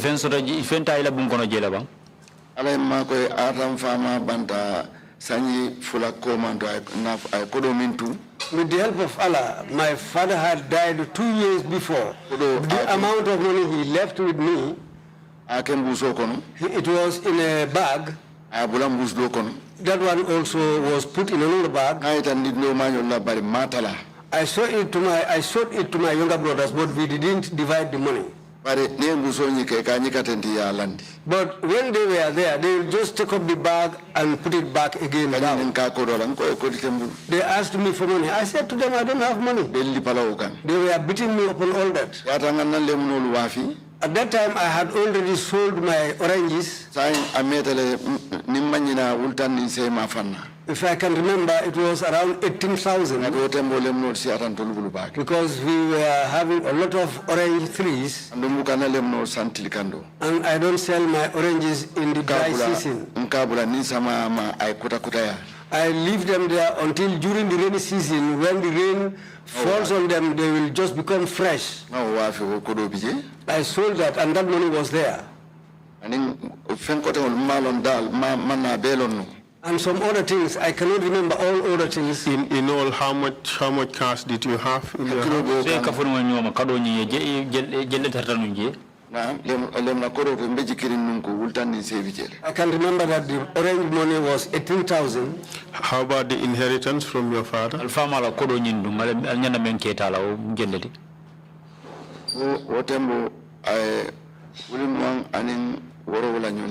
He left about $27,000 with us. We didn't divide the money, but my younger brother said, let me keep the money there. They didn't take that money because they didn't see it. They will just take up the bag and put it back down. But even my mother, my late mother's gold, we are all male sons that my mother got. We didn't have any female among us. I put those golds into something and tied it up. It was lying down there.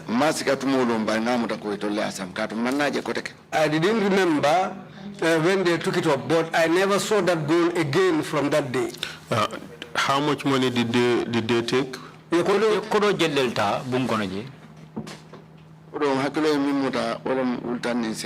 money I can remember was the 18,000. I cannot remember how much was in my bag, but there was some money. Even the new watch, which was on my hand, they took it away. They broke my wife's boxes, and even valuables in those boxes were taken away. Valuables like what?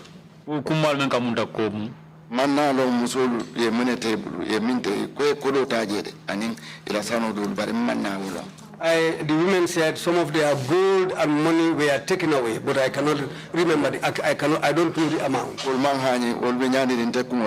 They were afraid. They were just thinking of me, how I will be saved.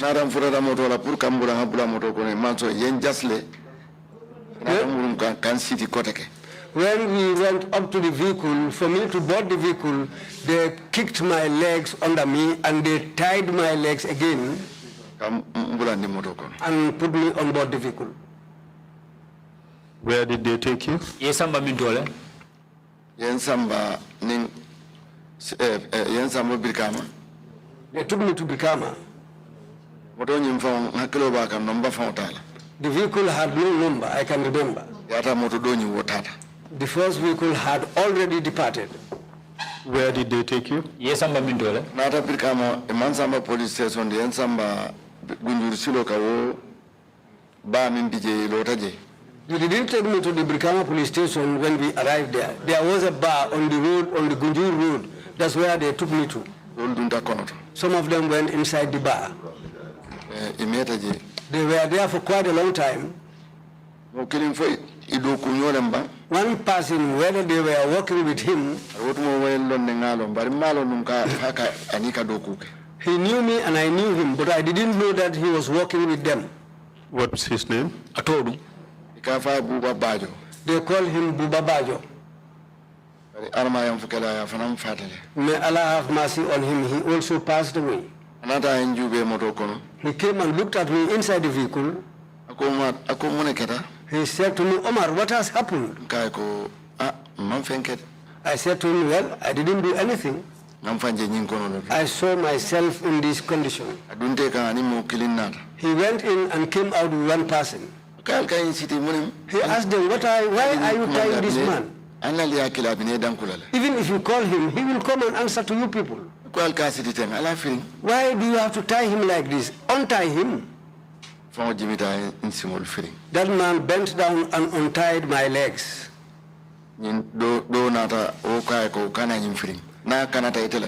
Another one came and said, don't untie him. If he escapes, then you will be responsible. What were they doing at that bar?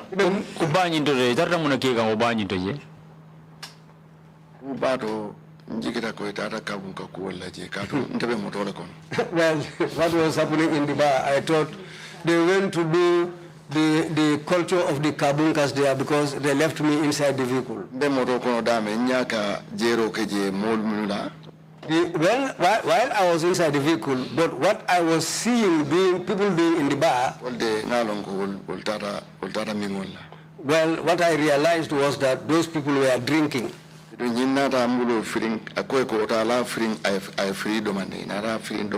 Then they decided to untie part of my hands.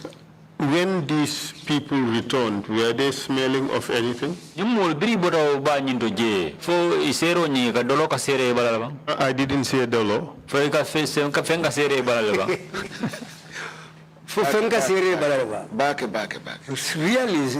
Really. So they consumed alcohol. That's your testimony. Yes. Okay, and from there you proceeded to where?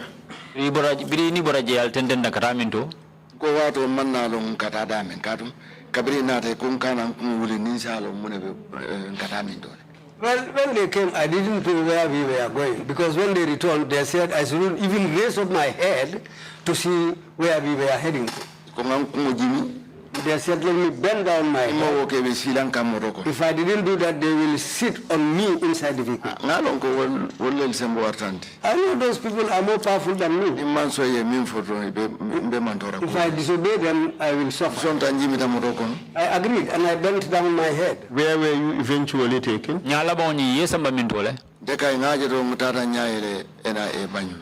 Then what happened was, I just opened my eyes inside the NIA compound in Banjul. Can you tell us what happened while you were there?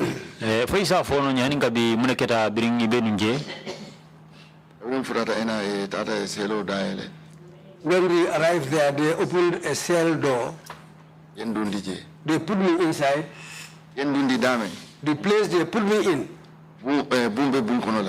it's a house in a house. A room in a house. A room in a room, yes. Or a room in a room.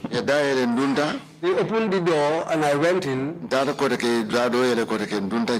opened another place where I entered also. They told me this is where you are going to stay. Were you alone there? Yes, I was alone. Okay. And then what happened afterwards? And they left me there. I spent 12 days in that cell. During that 12 days, were you charged with a crime?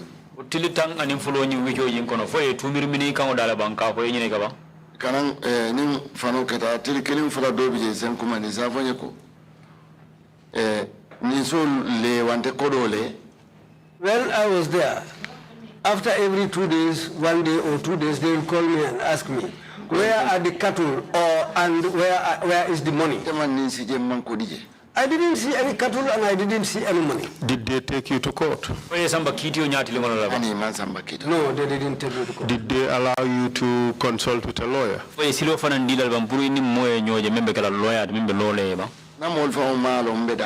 My people even didn't know where I was. They were just roaming around. They went and talked to some lawyers. They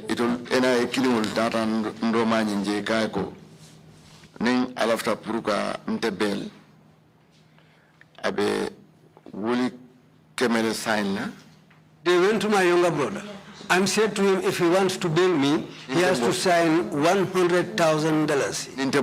If I run, now it will not be him alone. He will look for somebody who is also going to sign the same amount. So you are to be bailed for $200,000. By two sorties, 100,000 each.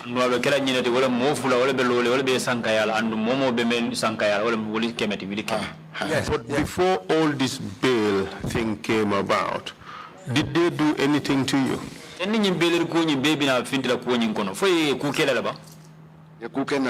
Yes, they did something to me. Tell us. They beat me. And you tell us who beat you? Really, I don't know them. But you know some of them. Yes, when I was taken out of the cell,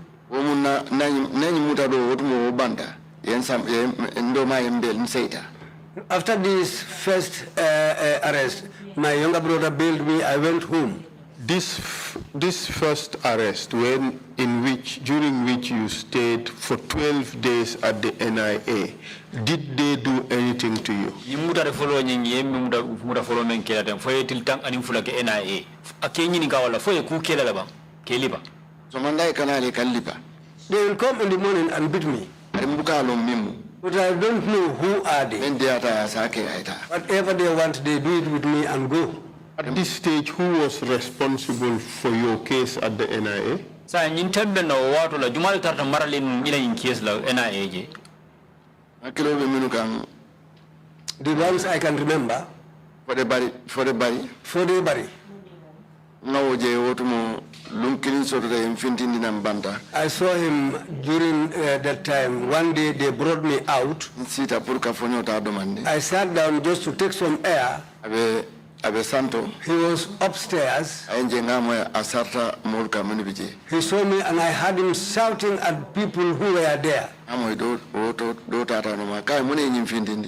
heard when one of them went to see him, he told them, what brought this man out? He said, I don't want this man, even the air, to touch him. Return him back. I was taken back inside. But that day, the man on duty, they call him Jina. Jina, male or female? Jina, nying kewalang bang a short man who is he's a short man and a well-built person. He said he's from Lameng. Yes, and who else? Can you recall?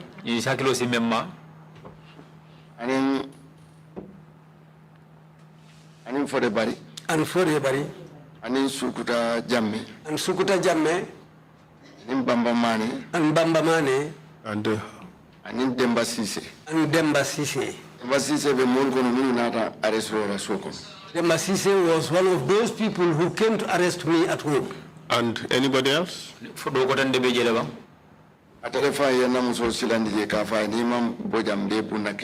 fact, he was the person who threatened my wife to say that if you don't leave this area, I will shoot you.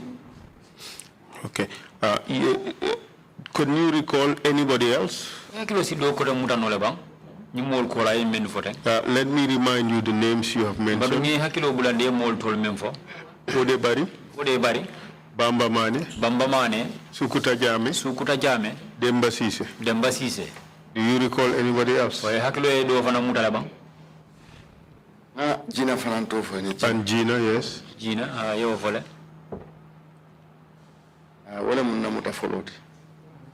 Okay. So during this period, were you beaten at all?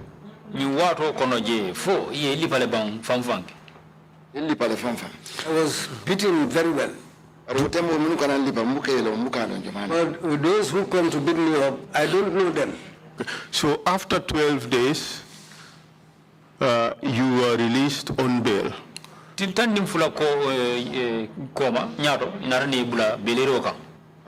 Yes. Were you again rearrested? When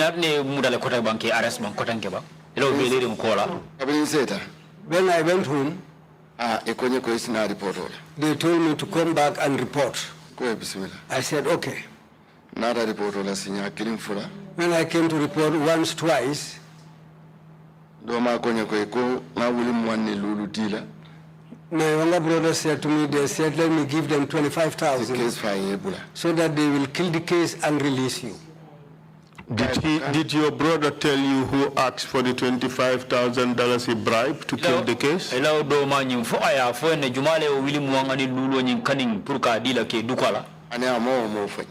he didn't tell me. Was that money paid?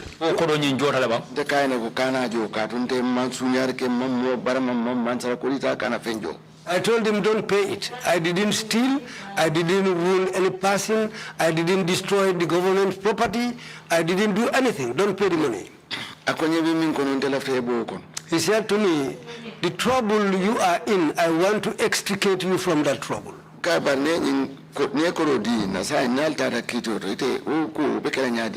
said to him, now, if you pay this money to this man and we went for a court, now, what are you going to do? I said to him, don't give them the money. If you give them the money, you will know that I will not like it and I will not forgive you. I told them, get hold of this money. If they kill me,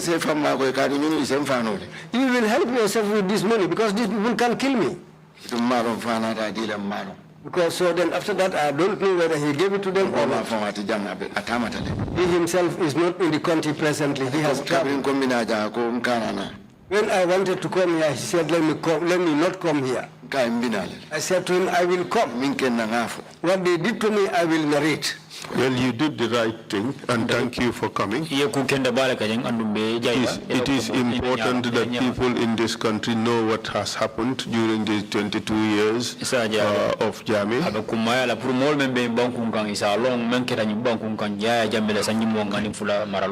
So you are reporting to the NIA during this period. What happened?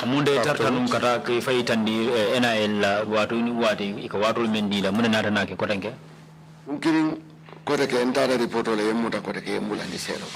day I went there to report, they arrested me again and put me in a cell. I asked them what has happened. Well, they told me that we got information that we should arrest you. Did they say where that order came from?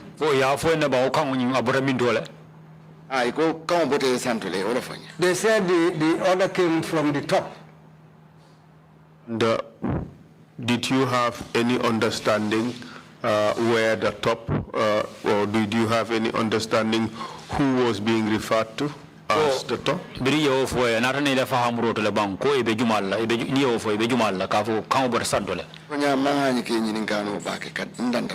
I was afraid to ask them. That's where I stopped. I agreed. They put me in a cell. During this period of detention, did they do anything to you?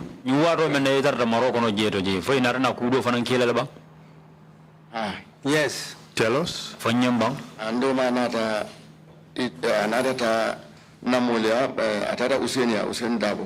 younger brother went to Usainu Dabo and said to him that I am really in doubt of my brother's affair.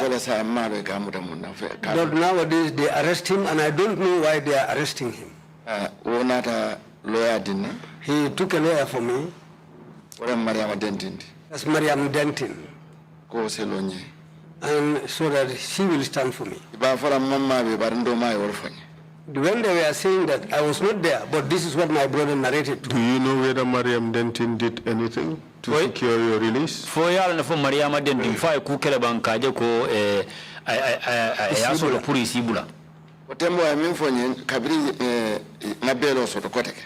At that time, what he told me, after I secured another bail again. But before you secured a bail, did the NIA officers do anything to you during this second time of detention?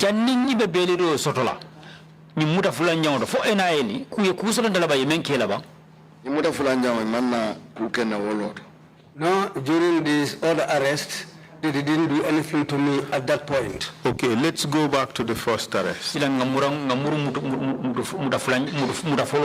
You said during that arrest you were beaten.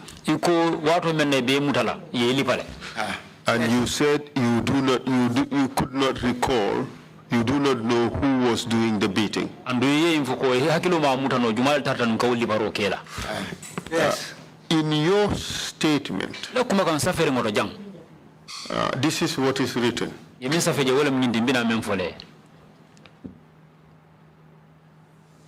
said, I did not capture the names of these officers and their portfolios, but I knew one, Dembasisi, who was part of the team that arrested me, and he was an NIA officer.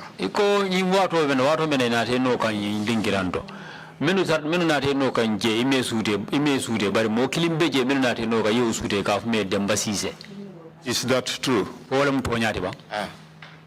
You went on to say that during this period I was beaten, tortured to the extent that they put electric shock on my legs. Is that true? Akonyi watu wenye yeme mfoje wala nyinde ko nyili paro nyi wita nkono ye lipa la ye lipa fo ina na waya ta kurang waya tika yake isimul bala futonya la ofanande. Yes, that's the last time. Because I have not yet finished. Okay. You said the first one they tortured you. You were billed for $200,000, is 2 Gambian sorties, 100,000 each. Ye bill, but ye bill on your member kuna tolo ole mnyinti ko mo fula be sankayala kunkili na be mella hiro tala ole mnyinti ko dala civili keme abe wala joro ning ayatra image wala bakela dala civili keme fulati. Yes. And you were detained again a second time. Nata ne bro le kan ko ye muta yesi ndidula gele sinya fula nyawto. Yes. This second time you said you were not beaten. In sinya fula nyawo nyin kabri ye muta ko imeli pa. No. Was there a third arrest, a third detention? The times I was arrested, if it is not 5 times, I cannot remember all, but there were many times when I was arrested. Afterwards, they came back to me and told me to go and answer to them. When I came, okay, let's deal with the second detention. Usainu gave you a lawyer, Mariam Denton. Usainu a lawyer di like of me Mariama Denton. Yes. Okay. Did she take any steps to secure your release as far as you know? Oh, I simfa danya Taliban puru kaje ko ye bulabang. Ko ilila londor na memfuna tale ila londor. It might be possible, but I was under custody. I was not aware of anything else. But I was unable to see her there until when I came out.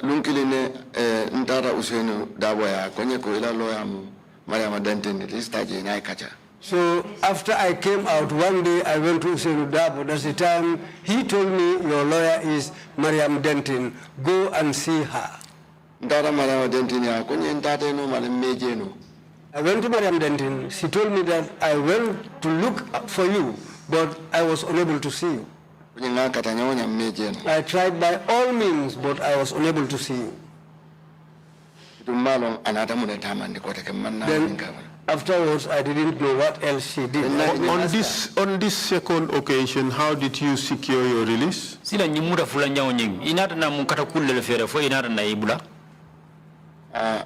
Nanyi mutadoni fulanja okay ngajela dronko yen kumandi somanda mfindile konye kota ila belo nga extend fo nyato isinamuna. One day, it was just one day in the morning, they called me. When I went to answer to them, they said to me, your bail has been extended. Now you can go till later. On this second detention, for how long were you detained? I think I spent a week there. During this period, were you taken before a judge? I was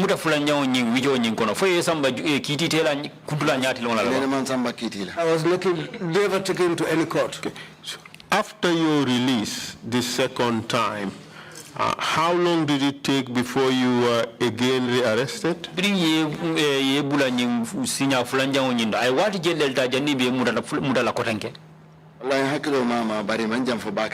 cannot remember the exact time, but they are not far apart. It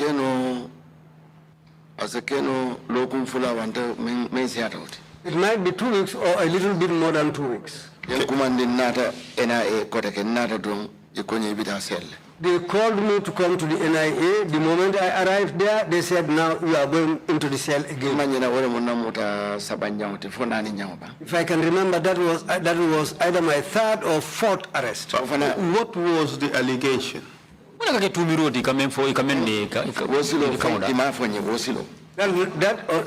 that time, they didn't tell me anything. Who had responsibility for your case during this 3rd or 4th time? Jumala katara maraling ila mudarol bicho nyingono muda sabanya nyi muda nani nyaw jwa katara ila kuwala Namuta nani njango ngaje na sefo jung konte na taje.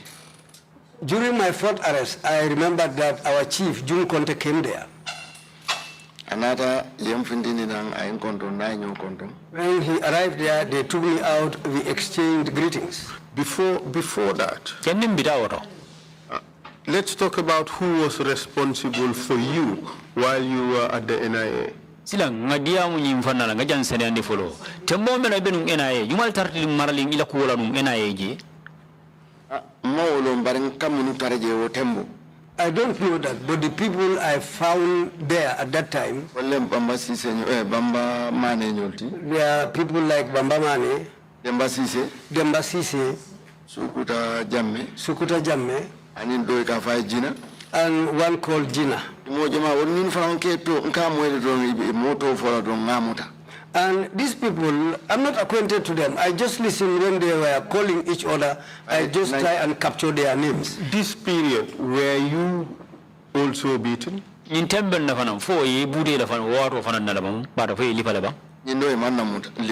they didn't beat me this time. Okay.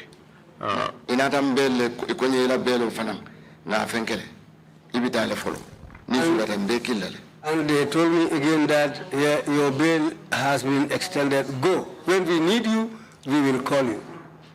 Earlier on, we were trying to find out all the details of your torture. And you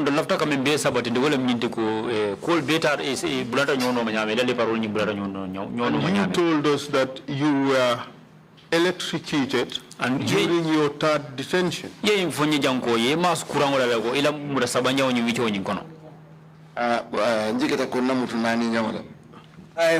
think that it was during my fourth arrest.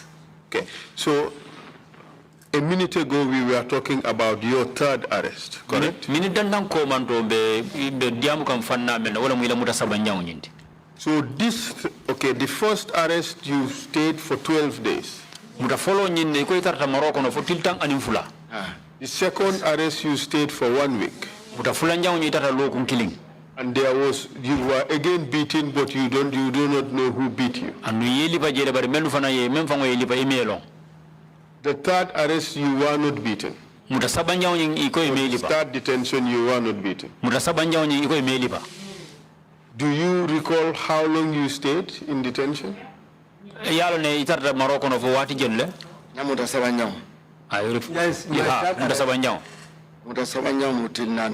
I spent 4 days there after my third arrest. During this period, were you taken before a court? They never took me to court. Okay. How long after your third detention were you rearrested? I want to tell si biring la muta sabanja nyingi bula I want to tell ta janni be muta la kotanke bekala nani njangoti wo fana e watin din talade tumando lokun fula o lokun saba. That one also took a little while, maybe 2 to 3 weeks. One day they just called me and told me to come and answer. Do you recall who would call you to come and answer?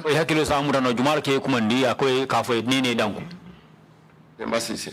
That I can remember.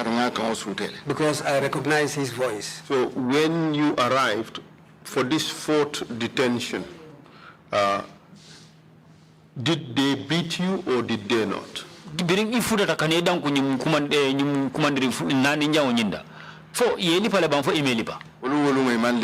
That very day they didn't beat me. I spent 2 days there till the third day, till the fourth day. They took me out and took me to Fodebari. He told me what we accused you is you are a strong-headed person. Are you the only person in Faraba? I said no.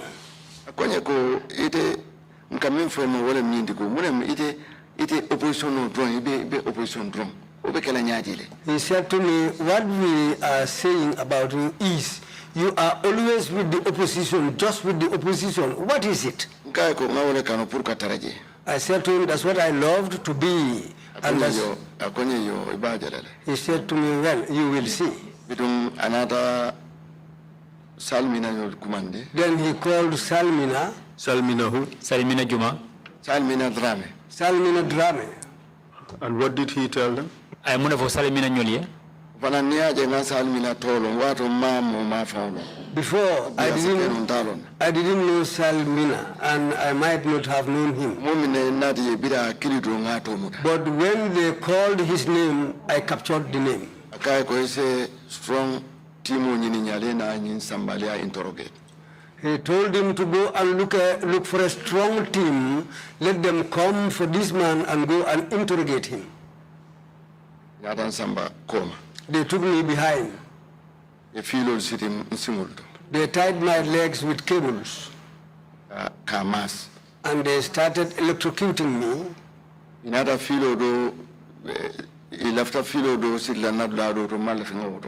They wanted to tie a cable to a part of my body which I don't want to mention. I said no. If you are ready to kill me, just kill me. But I will not agree to what you want to do. How many of them? There were 3. Salmina was in front. One was behind. He caught my 2 hands. He put his hands under my armpits and got hold of my hands. And at that time they told me to strip off. I took off my shirt and trousers. They told me to take off my underwear. I said no, I will not take that one out. How long did the electrocution last? It was very painful. It was very painful. Were they doing anything else to you apart from electrocuting you? No. Did they beat you during that time also? No, they were just electrocuting me. My 2 toes. My 2 toes were tied with wires, but the pain I cannot describe it. Do you recall on what you were placed? If I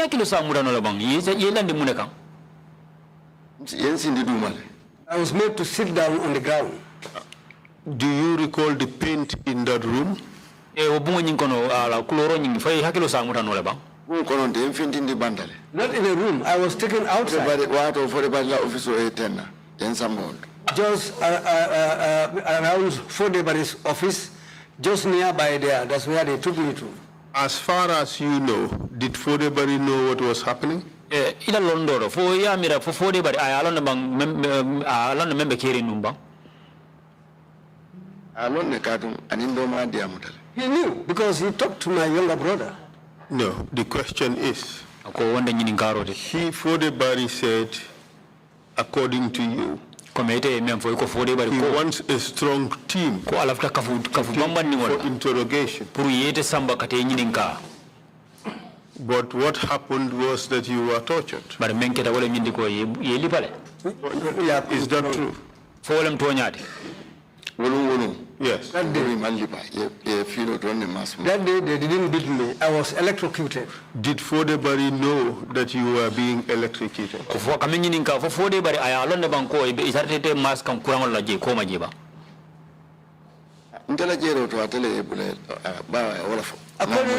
According to my observation, it was an order given by him because he told them to take me. Because I was in his office when he gave orders, and these people called each other and they took me out. And during that time, one of my younger brothers came whose biological father and my biological father were closely related. He was also a soldier. He went to Fodebari.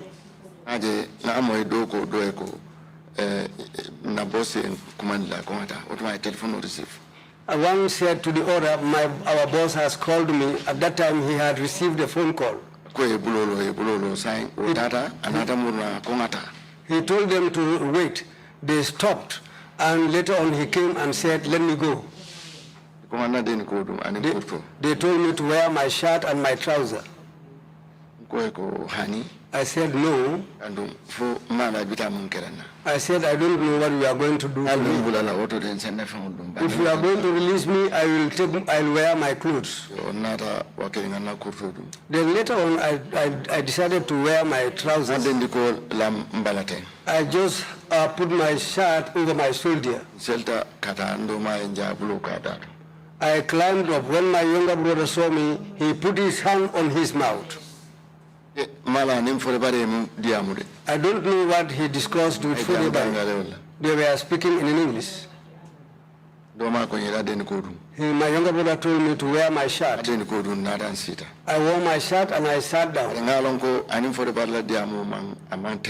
But I knew that his discussion with Fajara was not lively.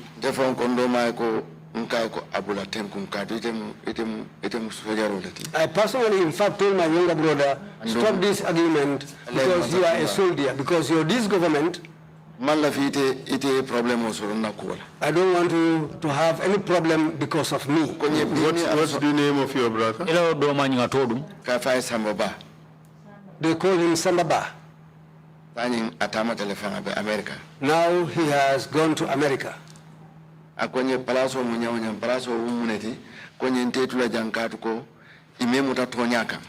He said to me, what position? Position for what? Because you were not arrested on any truth. He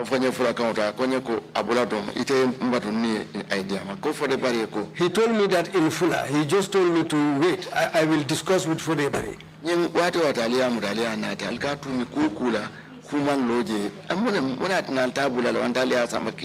He told Fodebari, every time you arrest this man and bring him here, and nothing,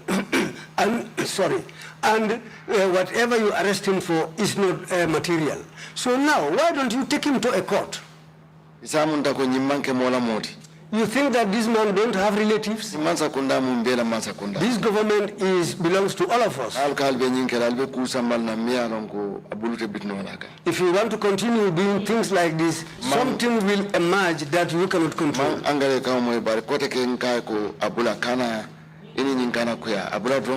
I don't speak English. I don't speak English, but I told him, no, just leave it. Just don't argue with him. He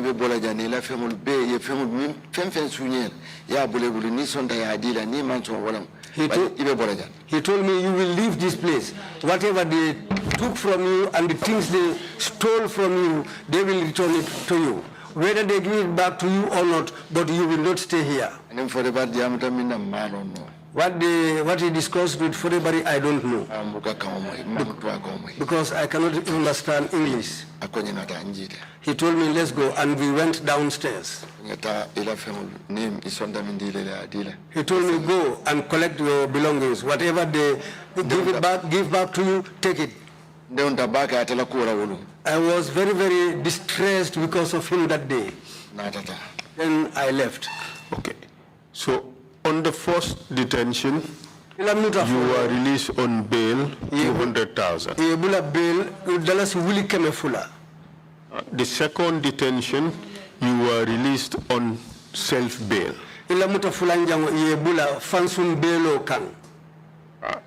Third detention, that bail was extended.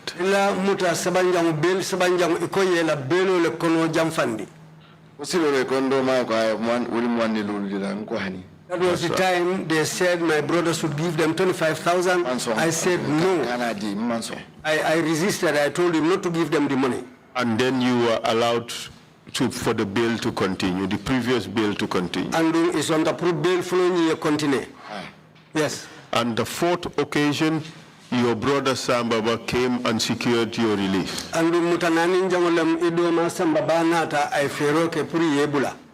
At what stage did Jung Conte come to find you at the NIA? Party Jumalo Jun Contenata Hanifo Ayetara NIA Mutajuma Kono. That was during my third arrest. Malum Fatilam Bafuni no by APRC by peaceful Nati Jama. I don't know whether it was him or somebody else, but they came along with clothes, a lot of APRC clothes.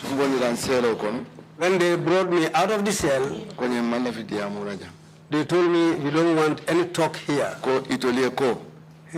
Jumako, June said to them, I was born in the same village with this man. I never knew for him to be a thief. Even a chicken, I've never had him accused that he stole it or something like that. Not a party killing. We are not in the same party, but he is my relative. OMAR is a Ajube Jahana Bekala Pisa, Waroti Oro Layasika Assembly Dimbale Etala. He told me, Omar, look among these clothes here, even if it is 4 or 5 rolls or 6, take it and take it to your family. So that can be the end of the problem between you and these people. What was he suggesting to you? In plain terms, please tell us.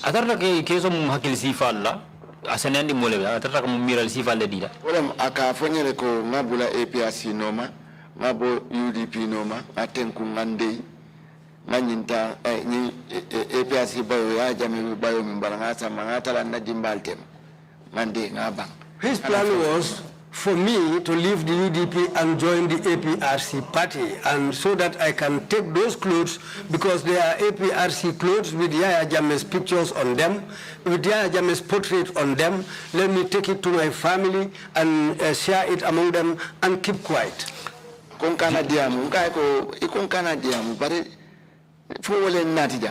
said, let me not talk. I said to him, let me not talk. Is that what brought me here? He said, no, just do what I said. Did the NIA personnel agree to that?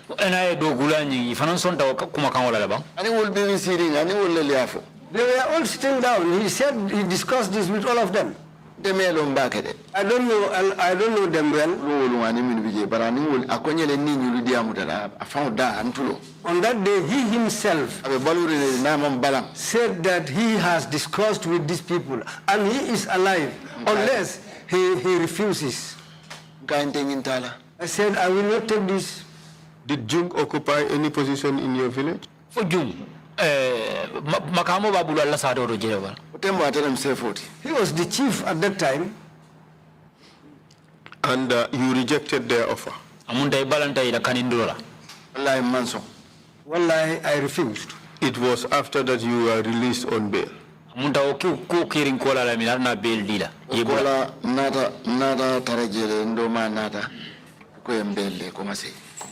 after that, it was the time that my brother came. They said they have bailed me, let me go home. But I didn't get the bail on that day, and I didn't take the clothes. June left. They took me back to the cell. And after how many days were you released?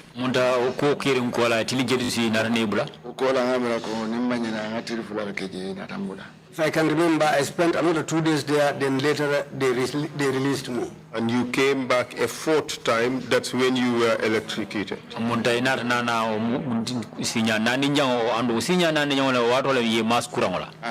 that was yes. when Sambaba secured your release? After your release, did you travel out of the country? Yes. Where did you go? I went to Dakar. Did anything happen in your absence? I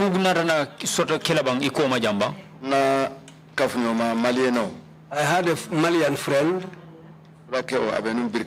He's a fuller man. He was then staying at Brikama.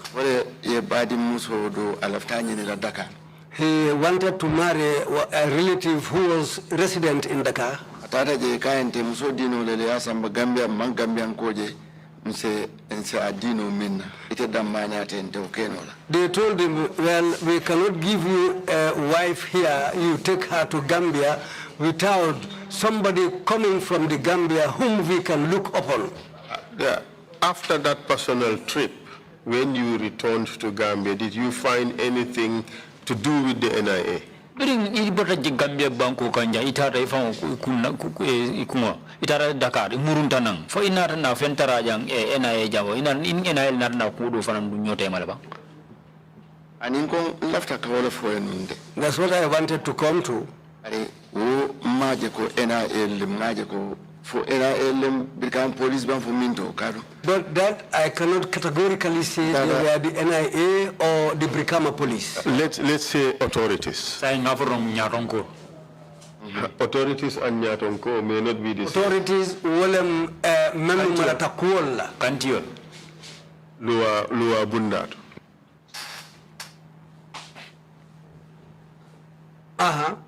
During Nata, when you returned, did you receive any information concerning the Birkama police? During Inata, about Nantang or Inata, for Inata Nakibar Soda Banka Sujin Birkama police.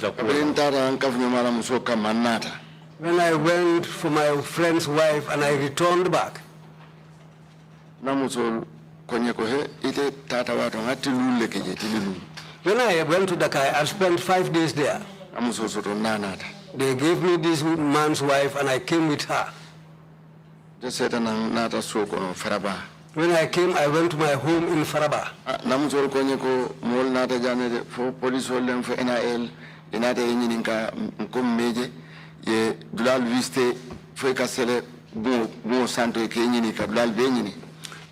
I returned home, my wife told me, well, I don't know whether it was the NIA or the Brikama police, but people came here looking for you. They searched every nook and cranny in this compound. In fact, they climbed on top of the roofs looking around for you. I said to them, yes, they will arrest me again. But if Allah didn't decide that my life will end with them, don't be afraid. Don't be afraid. Most likely I will escape. Because I didn't commit any crime. They said,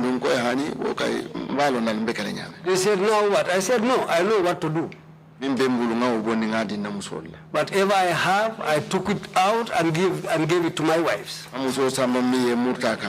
The man whose wife I went to collect, I went back to him. That was the day we were supposed to organize an honorable get-together for the guests who came to attend the ceremony.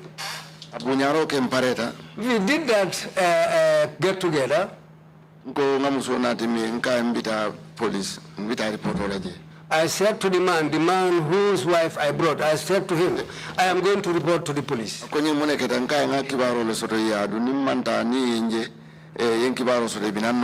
I said to him, I met a news in my home. They said the police came to my home, and if I didn't go to answer to them, when they see me, they will arrest me. But if I go there by myself, I will know what has happened. He said to me, let's go together. I said, no. You are a stranger. This is Yajame government. If you come with me, they might arrest you too. And there's nothing I can do about it. I said to him, sit down. If you don't see me up to 5 p.m.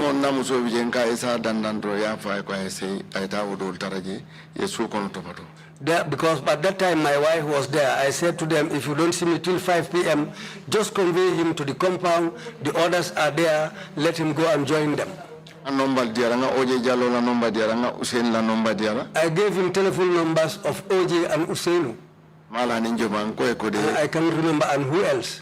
And my younger brother who has traveled, but by that time he was around.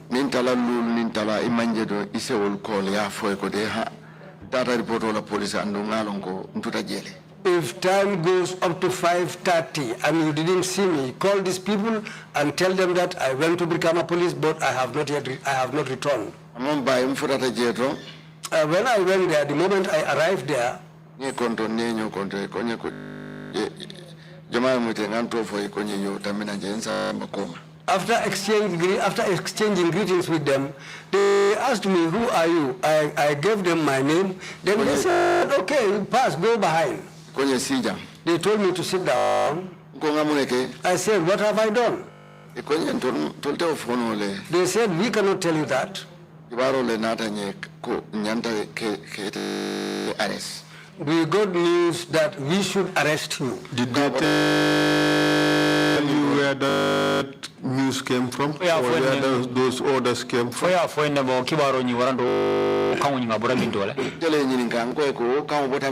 asked them, where did that order come from? They said the news came from the top. So that we can go for you. When we went there, we couldn't see you. Now you will stay here until we get new orders. I said to them, "Can't I call anybody who can bail me?" They said no. That's how they sat me down there. Proceed. And then? I was there till it was dark.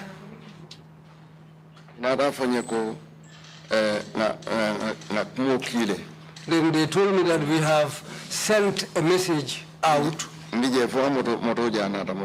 Later on, I saw a black vehicle came, and they said to me, "Now you will go." But within that period, there were some people who said some very bad things to me.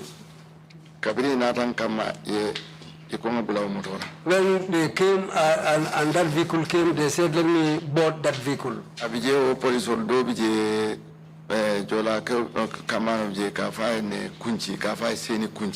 There was a Jola man who is called Seni Kunchi.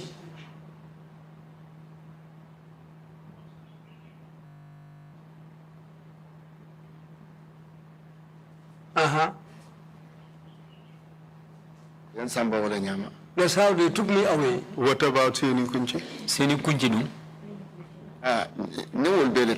I went along with them. I heard them calling his name Seni Kunchi. He told me a lot of nonsense there. Like what? Which I cannot repeat. They were insults. Many nasty words. Plus somebody, a man from Pirang. I said to him, "But you?" It's just because of the uniform and the situation, but without that, you don't have the diary mind to tell me. Did they tell you what you did?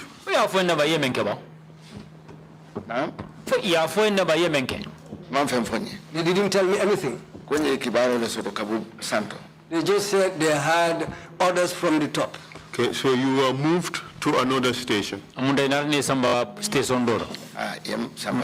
Which one this time?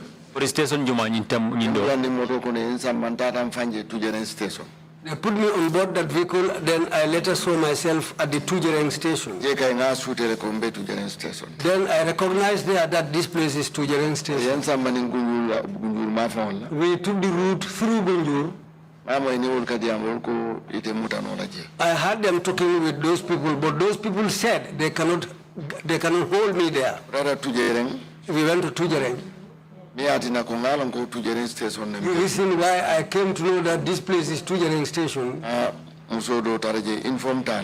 found a woman there, a lady she was not in uniform, but she was my uncle's daughter. We are not well acquainted,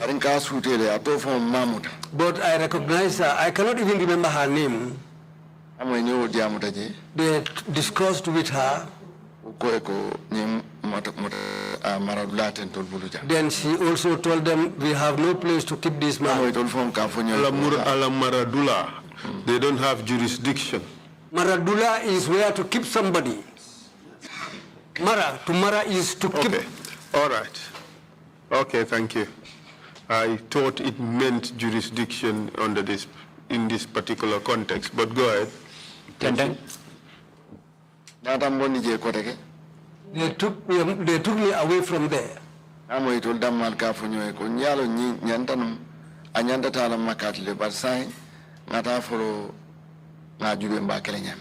I had them discussing among themselves, saying that this, you know, that he should have gone to Makati, but let's go along with him and see what we are going to do with him.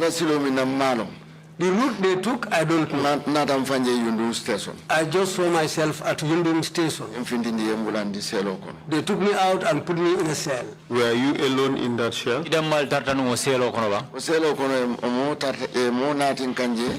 They brought somebody to me in that cell. I don't know whether he was a madman, but he decided to defecate in the cell, in all areas of the cell. The cell was a small, tight place. I told him not to come. Sorry, I told him not to come near me. If you come near me, I told him, if you come near me, I will fight you. That's how we stayed there. I spent 4 days there, if I can remember properly. They didn't make anything in the cell. The person who was responsible for the station there. And all the feces, they all remained in that cell for the 4 days?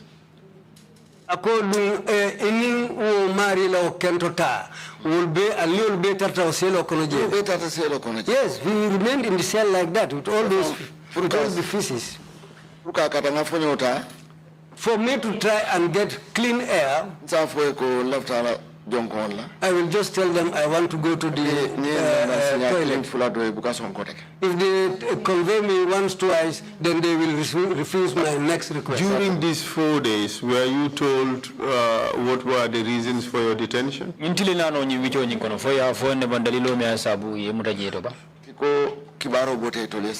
They said they got orders from the top. If I ask them, they cannot tell me anything. That's how I stayed there. When my people came to know, they started coming to see me.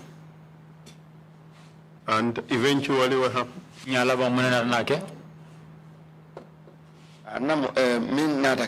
What happened later? One evening, I saw O.J. Jallo with his 2 juniors came there. They said, we are here to bail you. But what you did, you have to take responsibility. You have to agree. I said, what is that? I said to me, these people said the reason why they are following you. I asked them, what is the reason for them to follow me? They said that you are the person we are asking. I said to them, I cannot agree to anything that I don't know. So they went back to them and they discussed. And then later on they agreed to bail me. Then they effected a bail, but the person responsible for the bail, I don't know. Those people who came, I can recognize 2 people among them. One is Paseni Jallo. The other man, his driver, they just call him Pa. I was bailed and they took me all the way to my home in Faraba. Were you again arrested or that was the last one? They didn't arrest me again. And what happened with regards to that last instance for which you were bailed? A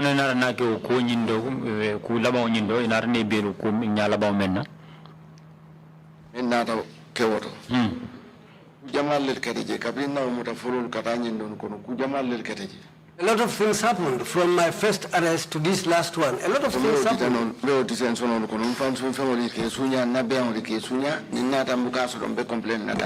During my detention, my properties like my goods and other things were stolen. If I come, I cannot have anywhere to complain.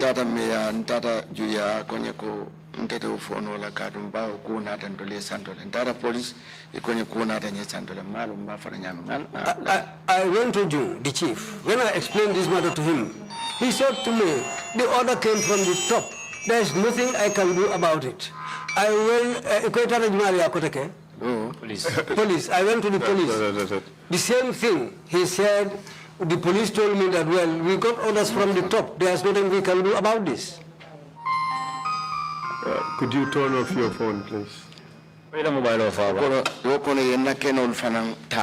And they also took my plots of land and decided to appropriate them for themselves. When I came and I wanted to talk about it, they said these people are soldiers. Na kafunyol ning sinyol kana kafuny ba nyimu sojarol ni diamuta asekeno isenyapika yefa jani ubekala abulaje. My friends and relatives came to me and told me, these people are soldiers who took your lands.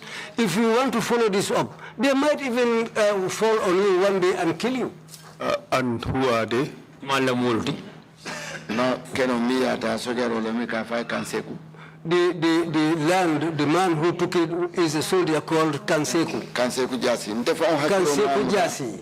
Hakilo mamuta birimbe Fajara barak bare ala jamo senkandoto mole ko ayendi pabake.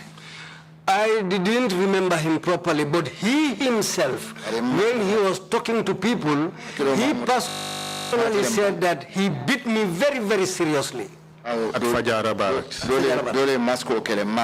Because some people were wearing masks when they were beating me. And was he the only person, or is he the only person who unlawfully appropriated your property? I don't know what may along go. I either cannot me along any one time yagono.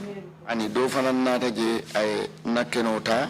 No, there another one came there who took my land. The day I went there, I saw blocks placed there. I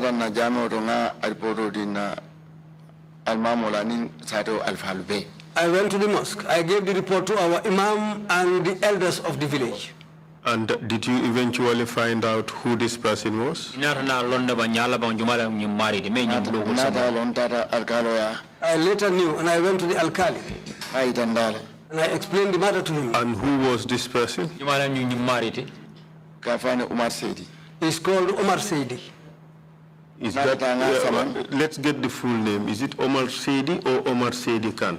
Omar Seidi Lemang for Omar Seidi Khan. Omar Seidi Khan. Omar Seidi Khan. In your statement, you said that these people were members of which organization? APRC. APRC. Are you sure that these people were members of the APRC? At that time, yes. Well, after the changes, they started saying that they've also changed sides. Is it your testimony that they took your property because they were APRC supporters and you were a UDP supporter? Is that your testimony?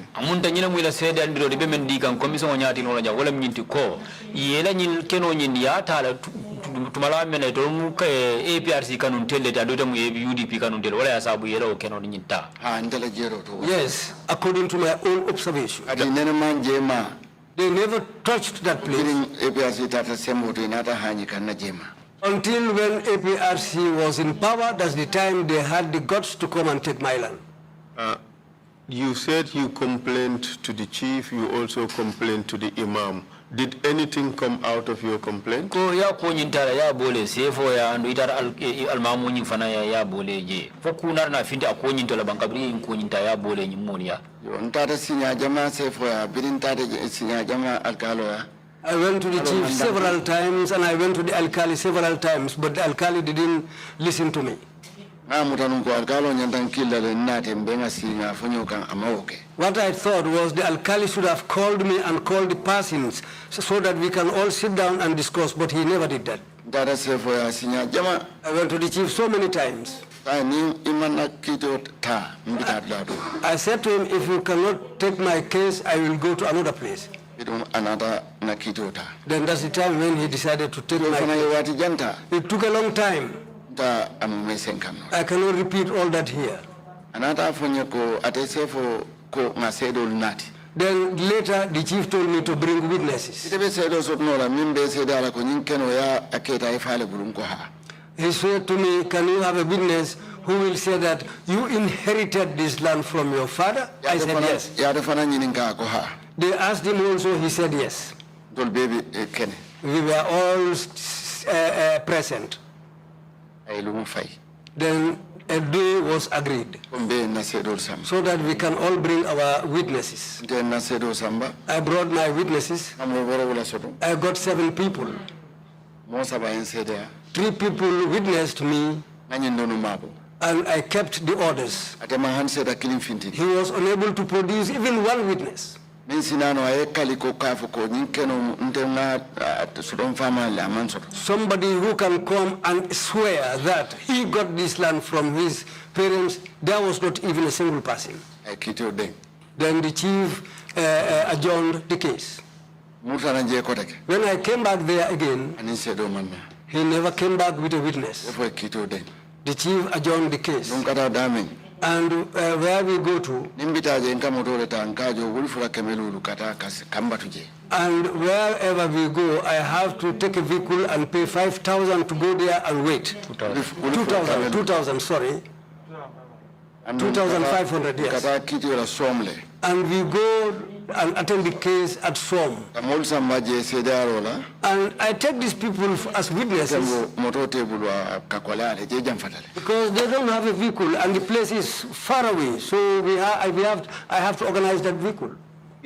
From what you said, it looks like that these people are claiming rightful ownership over the land by reason of inheritance and not because they are members of the APRC and therefore they have a better right to the land than you. Munda ida sataro res memfo jang teng na fahamuro mendine wala minti ko nyimmolu me yalan ko itol fana be kanindro ke kan ko itolle tam nyin kenoti ima manke nyinti ko ye keno nyin tala ko imu APRC kanun telleti bari be kanindro ke kan tu tayala nyin keno la ko kama nyaame wala nyinti ko iko ifana ya ke tale ifanyol la bara manke nyindi ko APRC kanun tele wala na ibetaya kanin kan keno nyin karola ala fahamuro wala ndiala. Do you agree with that? Fo isonda wala ba They were demanding that it belonged to their father. In that case, they were not making a claim. They were not trying to deprive you of the land because they are APRC supporters. They were trying to deprive you because they believe that they have better rights to the land than you. Mandre ke balikan keno nyin na kura ka fuko APRC kanun tende bari to fana benyi ne kanin kan ko keno nyin iba ya ke tale andu fana nyanto soto keno nyin to ko e fana nyanto soto nyama manke nyin diko ibe keno nyin ye block la keno nyin kan nyin kamala ko APRC kanun tende ti amanke woti. Do you agree with that? Isonda wala ba I don't agree to that. The reason for that is we were all together there for many years. Nobody ever touched that place. And you don't give a land to anybody without any agreement. For somebody to walk and allow other people to walk on it. So it doesn't belong to you. But you would agree that you are not the only UDP supporter in Faraba Banta.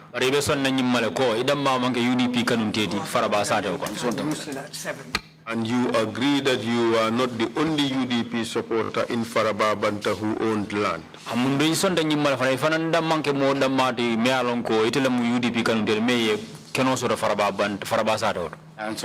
Yes, I agree to that. You would also agree that no other UDP supporters were deprived of their land in Faraba Banta by reason of the fact that they belong to the UDP.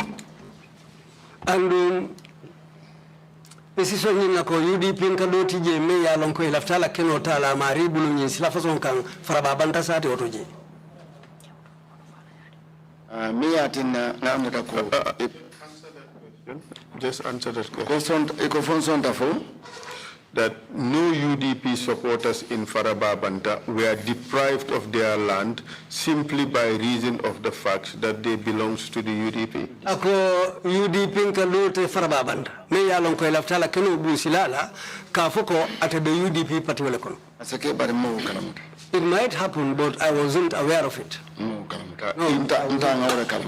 what I knew is about my own case. In your own case, the people who are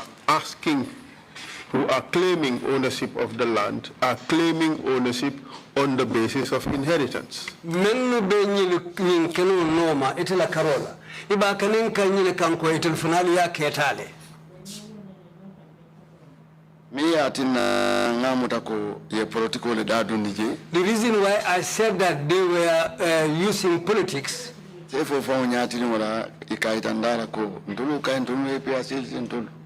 the presence of the chief himself, they went on saying that, well, as for us, we are members of the...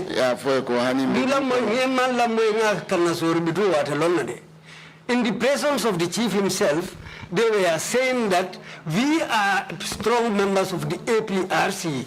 So these things, they were saying these things in the presence of the chief himself during the cases. Up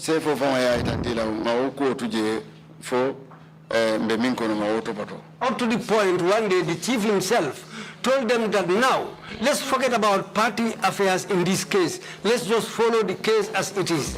Is this case still going on? Yes, in Hansa Betakandaba. No, it's now at a standstill. Has the matter been resolved? The chief has resolved the matter. What's his decision? What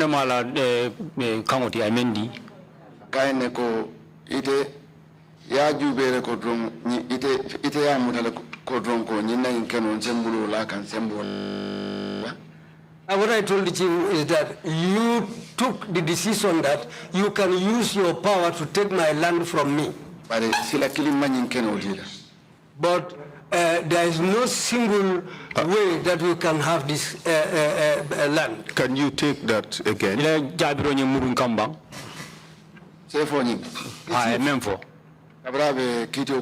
When he was delivering the judgment, he said to the man, the chief told the man, before he delivered judgment, the case was adjourned many times.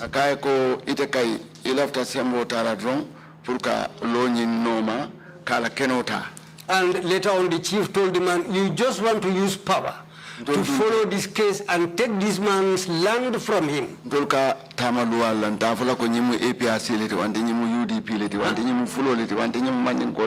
for us here, what we are following is the law.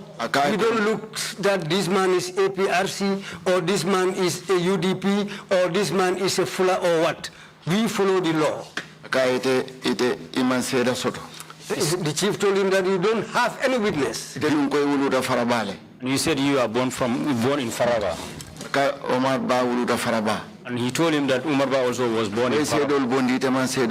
And Umar Ba was able to produce witnesses and you did not produce witnesses. In the end, did the chief give judgment in your favor?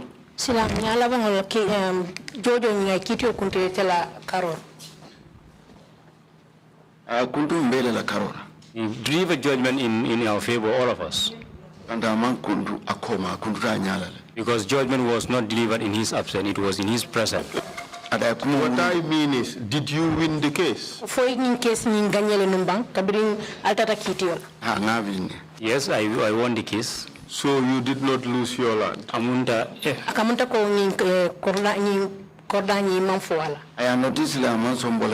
He was given notice, but he refused to vacate the land. When was judgment given? Was it during the time of APRC in government or afterwards? When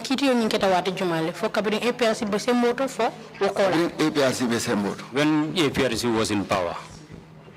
And APRC did not do anything against you, even though a judgment was entered in your favor. Silang APRC wal man na ku ken wele sala karoto hani fo kabri kiti yo kuntu etala karola ke te ganyende ala. Not that they gave me the judge to win the case. They followed the law, what the law said. Yes, you won the case. Several judgmental about Foka Ninyame. Left and the judge, the way the judge, this chief was saying his judgment, that's what I want you to give me a chance. Let me explain it in that way. I understand what you're trying to do. The TRRC is mainly interested in the rights violations, and there is no rights violation here. So you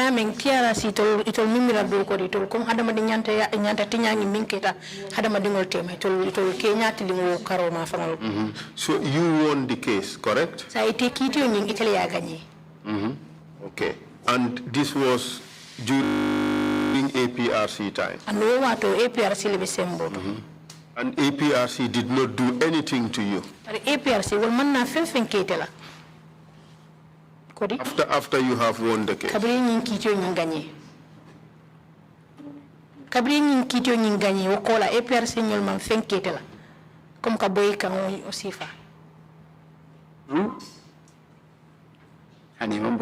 No, they did not do anything to me. Were you subsequently arrested? No. Thank you very much, Mr. Chair. I have no further questions. When you speak to the Commission, you can come back to some of these issues that you really wanted to talk about. Silanga beda men atela nyini karol bantale bar silanga nite be diamla ini commission e ititin ko be mutaka be sata pour ilafta mi kamen sata no isam ta yasen yandi lafta min kamen sen yandi no. Thank you very much, Mr. Chair. Over to you. Thank you very much, my counsel, and thank you, Mr. Omar Ba, for your testimony. Yaman ko abarkabaki counsel ani ite fanang Mr. Omar Ba abarkabaki ila sedi arora. Was indeed an extraordinary testimony this afternoon. You seem to be an embodiment of 22 years of massive abuse in this country.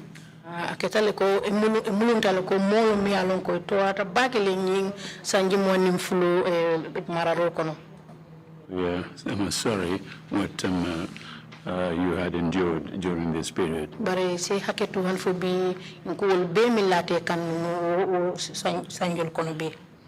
Commissioners, if you have any questions, please indicate. Commissioner Kinte, you have the floor. Commissioner Kinte, hold of the evening. Assalamu alaikum. Assalamu alaikum. Salam.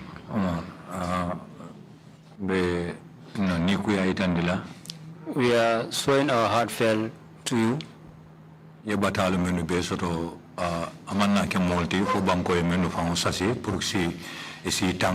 All the sufferings you have endured, and it did not happen in the hands of, it happened in the hands of people. And the right and your human right violations that have occurred to you, and those are the people who should protect your rights. And during your deliberations, there are certain things that emerge.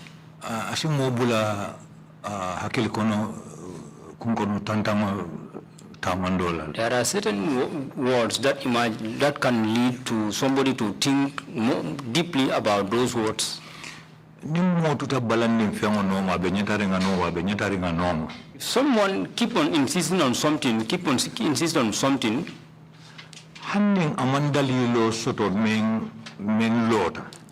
the person did not have a reason that stands, but the person must have a reason. Andong ite mari nyanda kumpano la fanang abete men noma puruye la fa lonna muna munyin daliloti nte doron wate munana amanke dolti amanke wate dandan doronti. Why that you the person you should be curious to ask yourself, why always me, and this thing has been keeping on happening. You should sit and ask yourself about that. Surtout nika fo ko ikoyi. Especially when they are telling you that tell the truth. hanna tare ke tumi men to nyante bari tumi rango sotole te mako la bang ke tumi men ne pen fanyawro. Even what they are accusing you of, if it is not true, but help us to help to clear that doubts, to tell us that what they are accusing you of.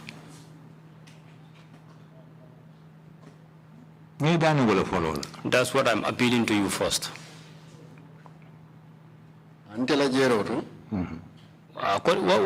From my observation,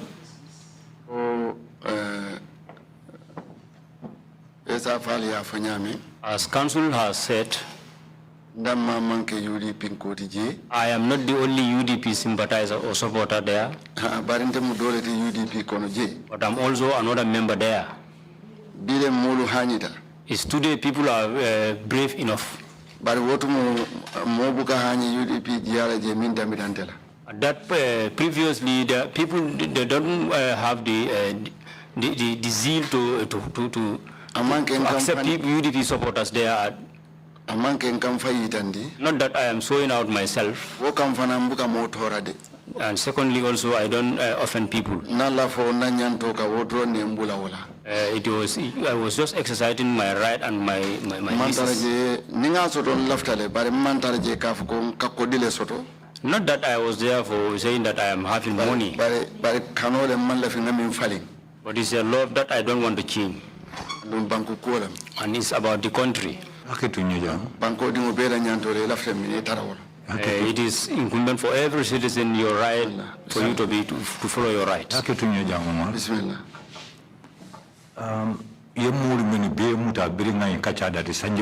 All these people who were arrested, there are certain people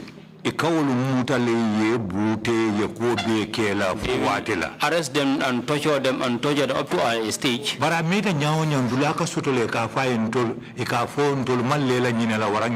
but as long as the torturing has been going on, they will tell them that what you are saying, we did not believe on this part of your testimony or story or statement. That normally happens. Even it is once. But for you, if it goes up to 4 times. When I was saying I did not mention anything about politics. They have been arresting many types of people since at the coup d'etat, politics.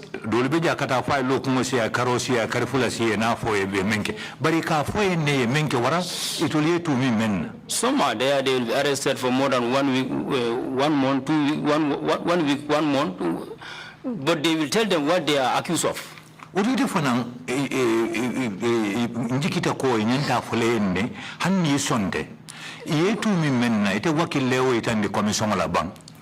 also, I believe that you also, I did not say you do it, but you also, what you are accused of, why not you come straight away and put it before the commission and tell the commission this is what I did or this is what they are accusing me of. I will tell you one thing.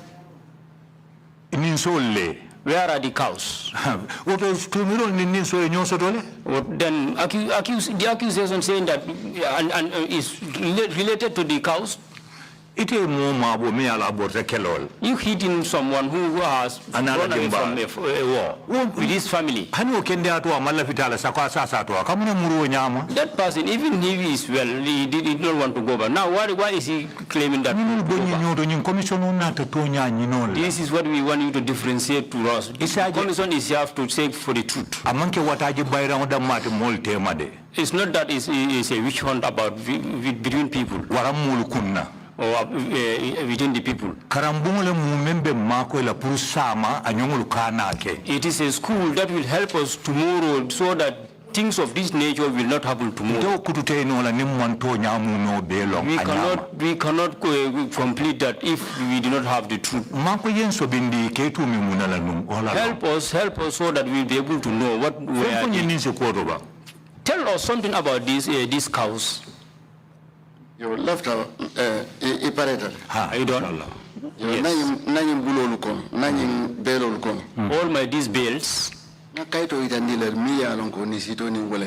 I saw you some documents that has come with many munara. Nsito nin kaito lunu nata mi ya dundi bankoka. He came up. We came with documents that shows that I found he found security men at the borders and he saw them these documents. The village that he entered through, he found the Alcalo there, and the Alcalo came along with me, and I also accompanied him. And I also took him to an alcalo. And I take him to a safo. If you see, I am doing all these things to save myself for tomorrow. I want to tell you where I was born. Not to show out myself, but no one I have never been accused of anything. Meaning something that is unlawful. That paper, I photocopied it and give him his paper, and I have the photocopy. When they were arresting, keep on arresting and telling me, I try my level best. I went to the ambassador in Senegal. I saw him the document. Forgive me here a bit. This man, how many cows did he came along to this country in the Gambia? I don't know. But what he told me, someone come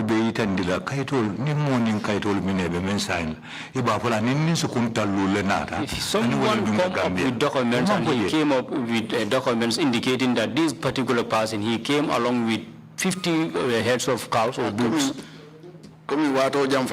Since the period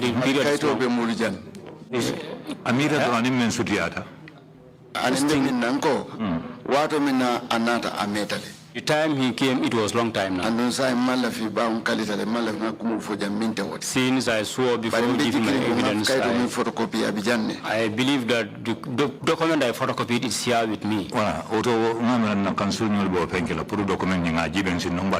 believe council and his team.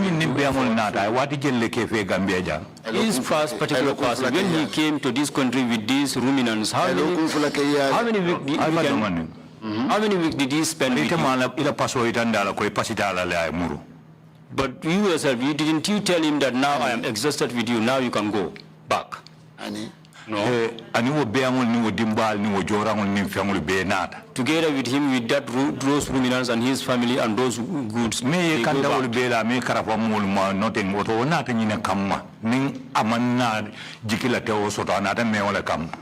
if that person did not tell you the reason he come for, and Commissioner, can you repeat your?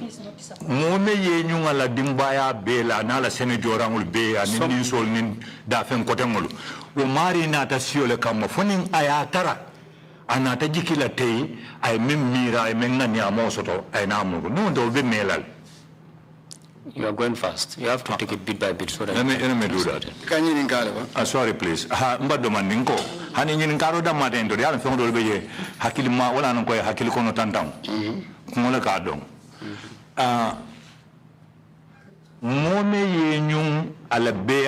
Someone who come with his ruminants. I'm sorry, I believe the ruminants are a bit too much. Right. Because this is why you cannot killing. Fulanya na tenyunga la sene jora ngulu bela double nimfengol. Anatenyunga la dimbaya lu bela. Omari manna karikilin sio kam. Man fobo frankenon. Dari ada lani bengamurna. Okay. Bottom baranga kuntung. Yeah, moy. Haiti amoy bar ñun lafte alon mbejamento ngala fi dunia be nafaso toje. Simma koy fana nimbe tare kam tentendiro ni tare kalandola asike kuno. Ani min fota tandia wolen be on sene joran lo ulta do wasule. Abari dunda tambia bato. Nta telefoni gi. Awol to do wasule. Wol to do. Bari ay tambi ne Gambia. Inata Gambia. Do wasu ngole tambindite kanyin kamma yo fana fole. e ko ko to sutiata frontiere ola ni yurdundi nyato demanding wala koyta andu muy badi muti menni ka kankile mu e bortam la e kanate tarajana lafta ngatari abawo so ko tam bare malla fi ngabo jamma sene ande e lafta ko inde wala nam franka ko Mr. Chair, just a point of order. Hold on a second. Yeah, you're leaving the interpreters out. Can you just go slowly? So hold on a second. Let's just do that. And Council, you wanted to raise a point of order. I think that Mr. Kinte is on to something that is very interesting. But at the same time, too, we have to put some focus on the mandate of the Commission. We are looking at human rights violations. No matter what may have happened. Okay. This person was arrested, and there's a statutory limit to the period in which he could be detained without being taken before a court of law. So we are not here investigating into the antecedents, the reasons necessarily for the arrest. Okay. We are looking at how he was treated post-arrest, whether the rights were violated. A person could commit murder in broad daylight in the presence of everybody and is caught flagrant delicto. But the law requires that the person be treated in particular way. And if that is not done, there would be a rights violations. That is the focus of the evidence that is adduced. But the point you raised is quite interesting. I mean, obviously, he would not just be arrested willy-nilly without there being anything done. And that is the point you're making, and I agree with you. Exactly. There must have been a cause, but the focus, the spotlight should be on the rights violations after the arrests were conducted. Thank you, and I hope you understand the point. Hold on a second. If we can just get the interpreters on board now, please go slowly. Let them interpret, and we continue with the proceedings. Yeah. Please go ahead. Yeah. Ngamen nyininga ntariata bakele ngamira mera sirin dol ta dulal jamba etafang ngam nyininga wala nyinde ko What I was asking was mo killing mo one person. Ye tuino makatu mutala fusinya jurumol. They keep on following you, arresting you for on several occasions. And wol memo meka wati ke bulle be siri. And all those arrest. They will keep you for many on a number of occasions or on a longer period. Na mensuti ata sanje fula doku wala ngamenke jang. The TRRC close to 2 years now that we have been working here. Ngamulu menu beso to nyale ndolu beje ke mutafo ngaiboy wara wato e me bare kalabanga fole ne yetu mi munela. It's true that the number of witnesses that appeared here is true that some of them, when they are arrested, they will be arrested for a longer period, but when they are arrested, they will reveal the reasons why they are arrested of. Whether there is true or not, but they will tell them. But I said, even they did not tell them. If it has been keep on happening. There,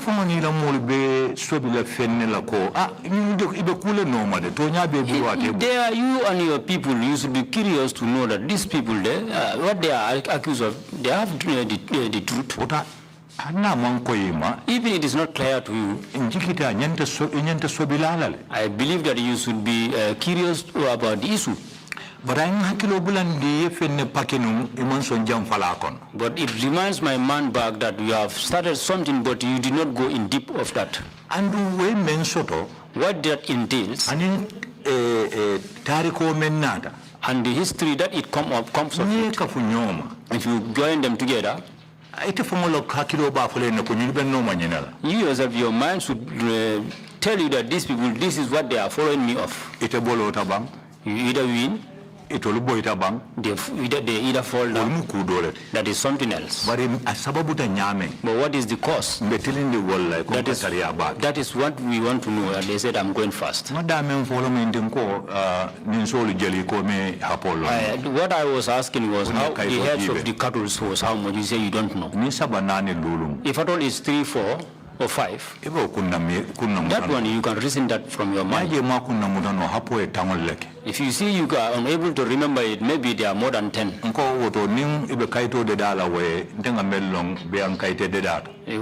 There I am saying that if they are to prepare documents for this ruminants, they don't stop at saying female or male, black and white. They don't stop there. If at all there is space. That is one. Secondly, someone who ran away from war, or he ran away from for something else. Offenses.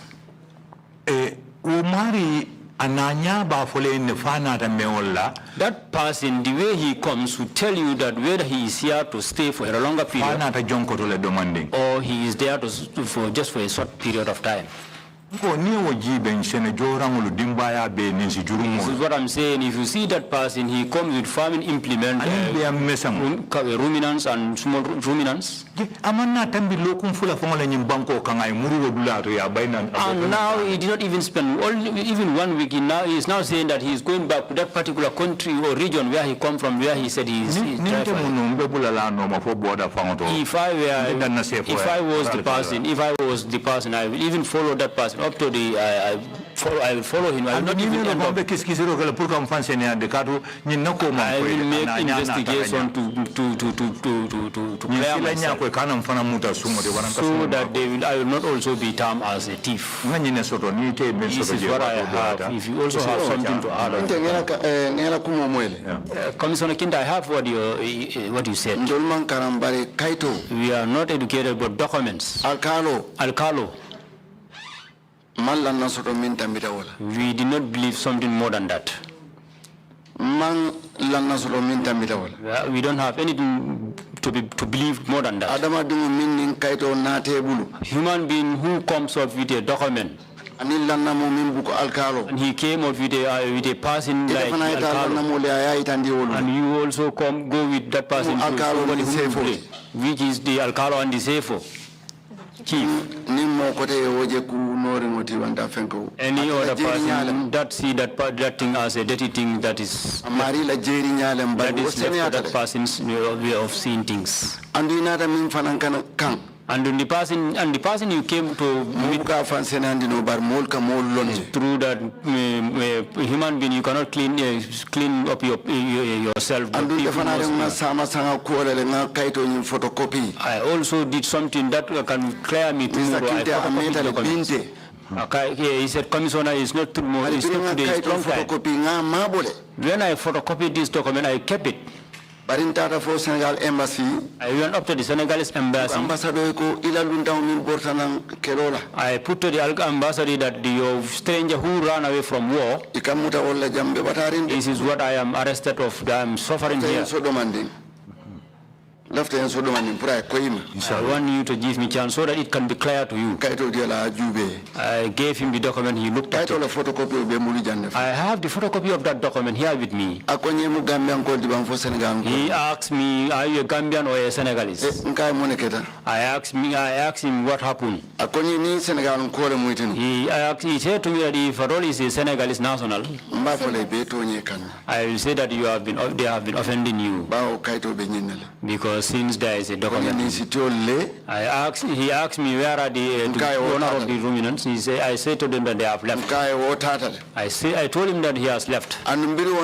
When he came back, he heard what I said. What I told you is that he said he ran away from war. I think that is clear to you in Mandinka language. Mandingol ka foko kele borla te kuma koy fola.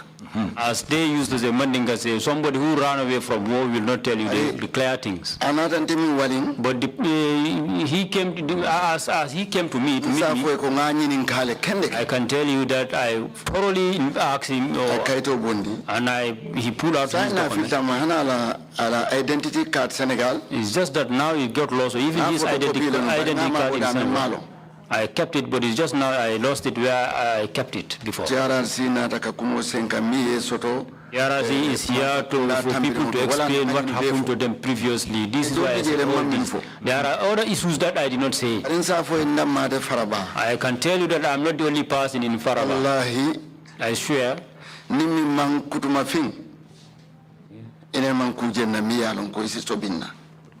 No one can say that he or she has seen something to me that I have never did. He took the document and said to me that your Gambia issue I cannot say, but if I told it in Senegal, you will not be arrested. They will go and look for the person who brought the dominance. If I told they did not see that person, they have no right to arrest him. That's what I thank you.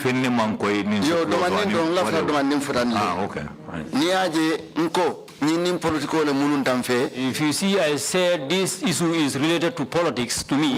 If they want to arrest you or they want to trouble you, they can look all the way around. When they see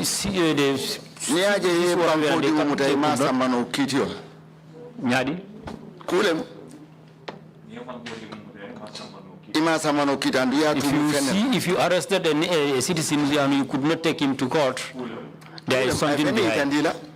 Then there is something behind. That will show you something.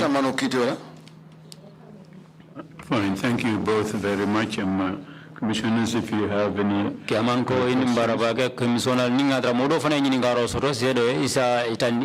There being none, any final remarks now? Commissioner Moman Yin Carlos Silang Mr. Bakuma Murde Kotake, Konia Kumasoto Ibela Flakamen for Gambian Olia is a Yafo. Thank you very much. Inimbara. Still now, I'm saying salam alaikum, greetings.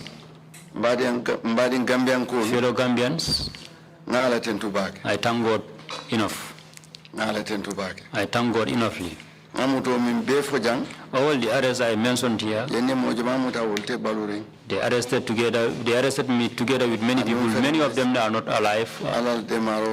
With the help of Allah, I'm sitting here explaining. I thank God with you, together with you, the council members. If you see, I'm able to explain all this. We want something clear so that everybody can hear what happened. So that there is no push and pull here. What has been said here, I have documents. If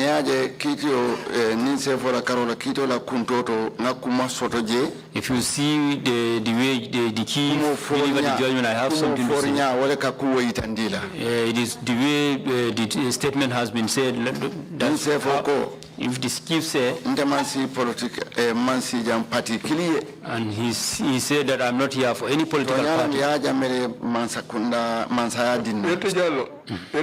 What to say for interpreter?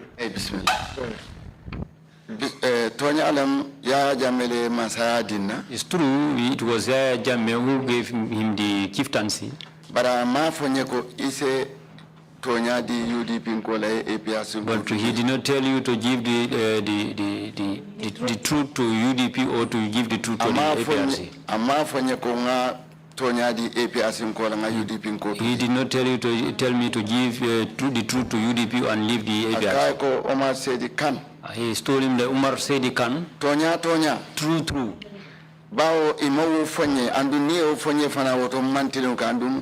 I was that did not tell me that, and since they did not tell me that, Then sefo nyanta mirala janda mate kontibodulati. I being the chief, I should think of that. I should bear in mind that here is not the only place. Akai tonya ite nyin tonyele. He said to him the truth, you offended this person. Ntolmansi political party clear. We are not here for any political party. Mansi si clear. We are not here for any ethnic. Sita molbele. We are here for everybody. Then I'm going to deliver in the right way. He said to him that you did not have a single witness. If I told you have a witness, the person who has a witness, that person has the truth. He delivered the judgment in that manner. He again added that the people who witnessed this man, they are not foolers. They are not foolers too. They are your mandinka mates. It was Allah who have seen the truth. They said this land belongs to Umar Ba and he inherited it from his father. Then I'm going to give him. If you return back to him and appeal to him and he give it to you, that's good. I have no business in that. But true, this land belongs to Umar Ba. In that, added to that, I thank God. I cannot say that he is not standing on the truth. But for my side, he is not standing on the truth. But for my side, he stands on the truth. I'm appealing to all Gambians. Let us all try to stand on the truth. Anything you are doing, try and stand for the truth. That will ease the things. And after that, I'm thanking all the concerned members. You can forgive me if at all I did not mention anybody's name here. You can forgive me. I'm thanking all of you. I thank God and I thank my both parents, mother and father. Greetings. Thank you very much indeed, Mr. Omar Ba, for coming to testify before the commission. Barakabake, Mr. Omar Ba, inatanyaming kanaila CDRO di commissioner. We'll resume our proceedings tomorrow morning, sharp 10 o'clock. Thank you all for coming. Meeting is adjourned.